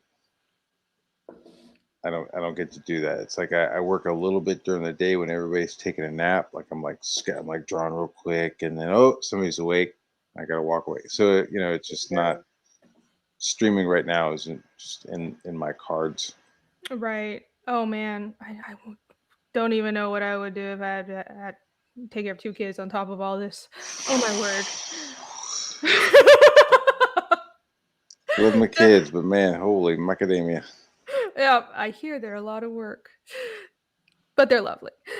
Done. I wasn't apologizing for my artwork. I'm not apologizing for anything. I didn't want to keep Matt here too long, but back Fiendish. Thank you. It's awesome. It's right. Never apologize. Fiendish. It's right. You can find me by searching for me at AC Zamudio on Instagram and Twitter. And same thing for me with Ink Imp and that would be Instagram, Twitter, Facebook, and you can reach me at inkimp@gmail.com. Okay. Inkimp, INKIMP, and I think you have a period between them somewhere, but you'll find it. It's really? Oh, Inkimp on. I think your Instagram is different. Inkimp. I guess you can always search for him. Yeah, your Inkimp. That's not how his email works, but yeah. Okay. Yeah. Anyways, you guys know how to contact them. It's in the description. Yeah. And you guys can find me at Feeny Draws everywhere. I have commandeered this name before anyone else could take it. So I'm on Twitter. I have an Instagram as well. Follow me there. All those links are also in the description. Every video I have it at the bottom. And I have a Patreon, by the way, and also a Redbubble page we discovered today. And you can find my work on fiendishcomic.com or the Indiegogo page for Fiendish. That book is still live. I'm going to take it down when I start fulfilling the book. So again, that looks like 2 to 3 weeks. So that's going to come down. I'm going to put the chapter 2 sign up. But you can still get the book now. So get on that, grab that. Both the black and white version and the color are still available. So yeah, check it out and you will not regret giving it a shot. Thank you all for coming and joining us tonight. We've learned some valuable lessons. Yes, never Control Z your life. We're apparently snapping now. Oh gosh. All right. You don't have to. I'm just. I'm glad you enjoyed it. Then Rigo said this is a great stream. Thank you. I'm so glad. And thank you, Matt, for coming on. This is a great discussion. I'm so glad we finally had you. Thank you so much for having me. Yeah, I think you can also be able to actually talk about lettering as well. Yeah, man. We never do that. So cool. Sampling of some ballooning. Exciting stuff. Sexy balloon. Yeah, I really love lettering, but I don't end up talking to a lot of letterists. So yeah. We'll do this again. I